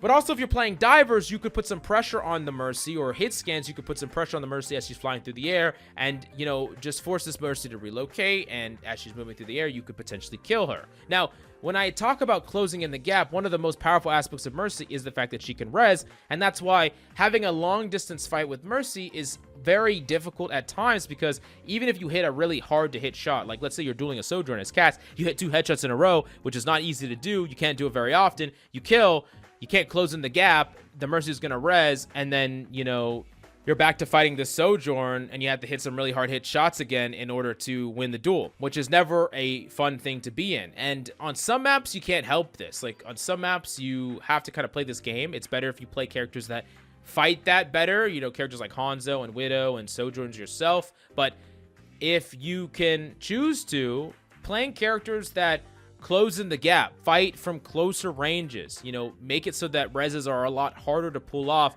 or have the means to close in the gap to punish a res, can be an easier time. You know, characters like Tracer, for instance, or even characters like Soldier that can, like, you know, actually sprint in and close in that gap after they get the kill might be the best thing for you. But also, sometimes it's important for you to understand when you can't take a prolonged duel with someone that's pocketed. One of the things that's kind of similar to some of the other concepts I brought up is that when a character is being pocketed, they're kind of on a timer to get something done. And if they don't get something done in a certain time frame, they're under more pressure to do something. So, like, if a Sojourn's being pocketed and a minute goes by and they haven't killed anybody, they're like, okay, we're going to be a little more aggressive, a little more proactive. They're going to be a little more out of position. And then there's a potential window for you to make a play on them. Like, if they're playing really far away in a place where you can't easily fight them, you're not advantaged in the fight, and even if you do hit crazy shots on them, they're just gonna res, then, you know, there's not really much of a point in continuing to fight that duel, because eventually you're gonna lose it, and you're just gonna be super pissed. But if you can, you know, deny their line of sight, make it so that it's a lot harder for that Mercy pocketed character to get value, and then maybe they get a little bit more out of position so that you can punish the Mercy, punish the person, stop the res, then you can get a little bit more value. And also playing it a way that just puts enough pressure on the duo so that they can't be proactive at times and they just remain passive all game and they can never really accomplish anything is also a way to get enough value to where You know, similar to we talked about with Kirko, where she's not doing anything with that Suzu and that teleport, and they lose the game because of it. If that Mercy is enabling a DPS that doesn't get a lot of value, they're going to lose the game slowly because of it. Now, we are going to talk about Moira, although briefly, Moira is a character that has great mobility and is hard to kill because she can heal herself. She has good mobility. But what I would say is, more than anything, you need to focus on hitting your shots more than your movement against Moira, and only Moira, because it doesn't matter how much you're crouching, doesn't matter how much you're moving left and right, you're going to make your own shots harder to hit while you're not changing how hard Moira is doing damage to you at all. So focus on hitting your shots, even to the point that if you're in a 1v1, just stand still and hit your shots on Moira. Oftentimes, the only way to beat Moira is to just, you know, slow down, play aim labs. I mean, not actually play aim labs, but I mean, like, in the moment, Moira is aim labs. They're moving, just hit your shots, take it slow, and, you know, be confident under pressure, because that's kind of how a lot of Moiras get away with it, is they kind of bum rush you with pressure, to where if you miss too many shots, you start panicking, you're going to die, but you actually exchange damage at a better rate than Moira if you do hit your shots. And that's true with, like, most characters, even in the supporting role, in the DPS role. So yeah. I know I'm not giving you a lot for Moira, but there's really not a lot to say about this character besides also just, you know, helping your teammates out. Moira kind of feasts on people that are by themselves and isolated. She's not really that great against groups or, you know, people that help each other or focus her down simultaneously. She has to fade out a lot sooner. She could potentially get one shot, things like that. Now, last but certainly not least, we do got to talk about Zenyatta.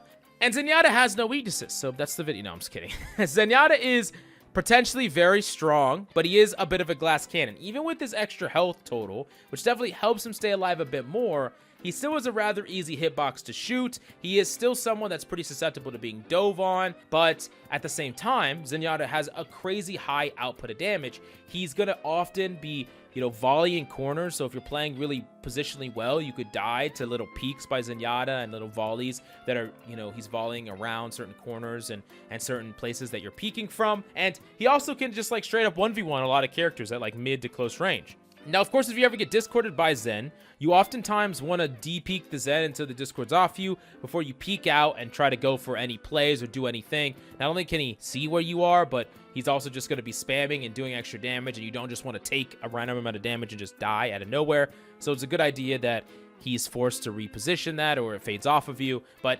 also, if you are ever going after Zenyatta, it's pretty important for you to try to close the fight relatively quickly. Like, you don't really want to be fighting Zenyatta for too long. It's too easy for someone else to intervene in the duel that you have with Zenyatta. If he gets a discord on you, then he knows where you are. He has more information about you. And the way that you're often going to win this matchup is with your first contact with Zenyatta.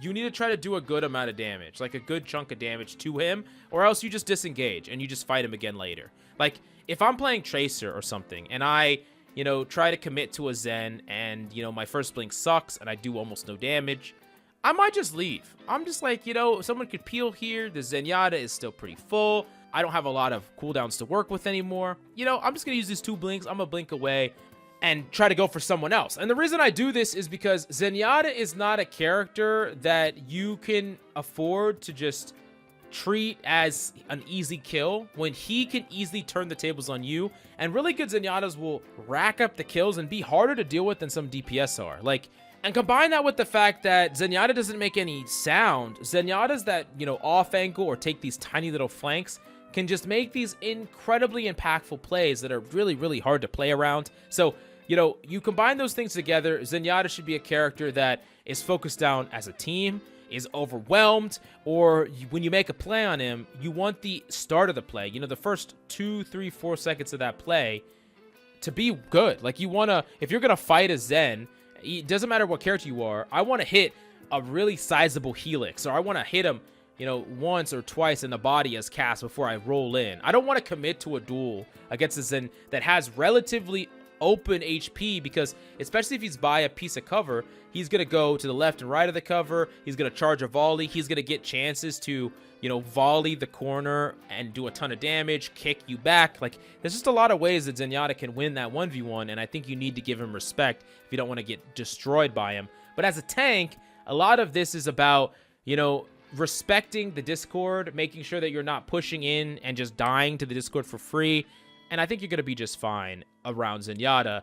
But he is a frustrating character to deal with. But overall, if you can minimize, you know, the random deaths that you're normally going to have because you're just dying to Discord, I think you're going to do just fine against Zen. But anyways, this is the comprehensive all-in-one guide to countering every single character in the game. But of course, I couldn't go into every single detail or topic. So if you have any questions, definitely let me know in the comments down below. And if you enjoy long-form content like this, please like, comment, and subscribe. Thank you, and we'll see you next time.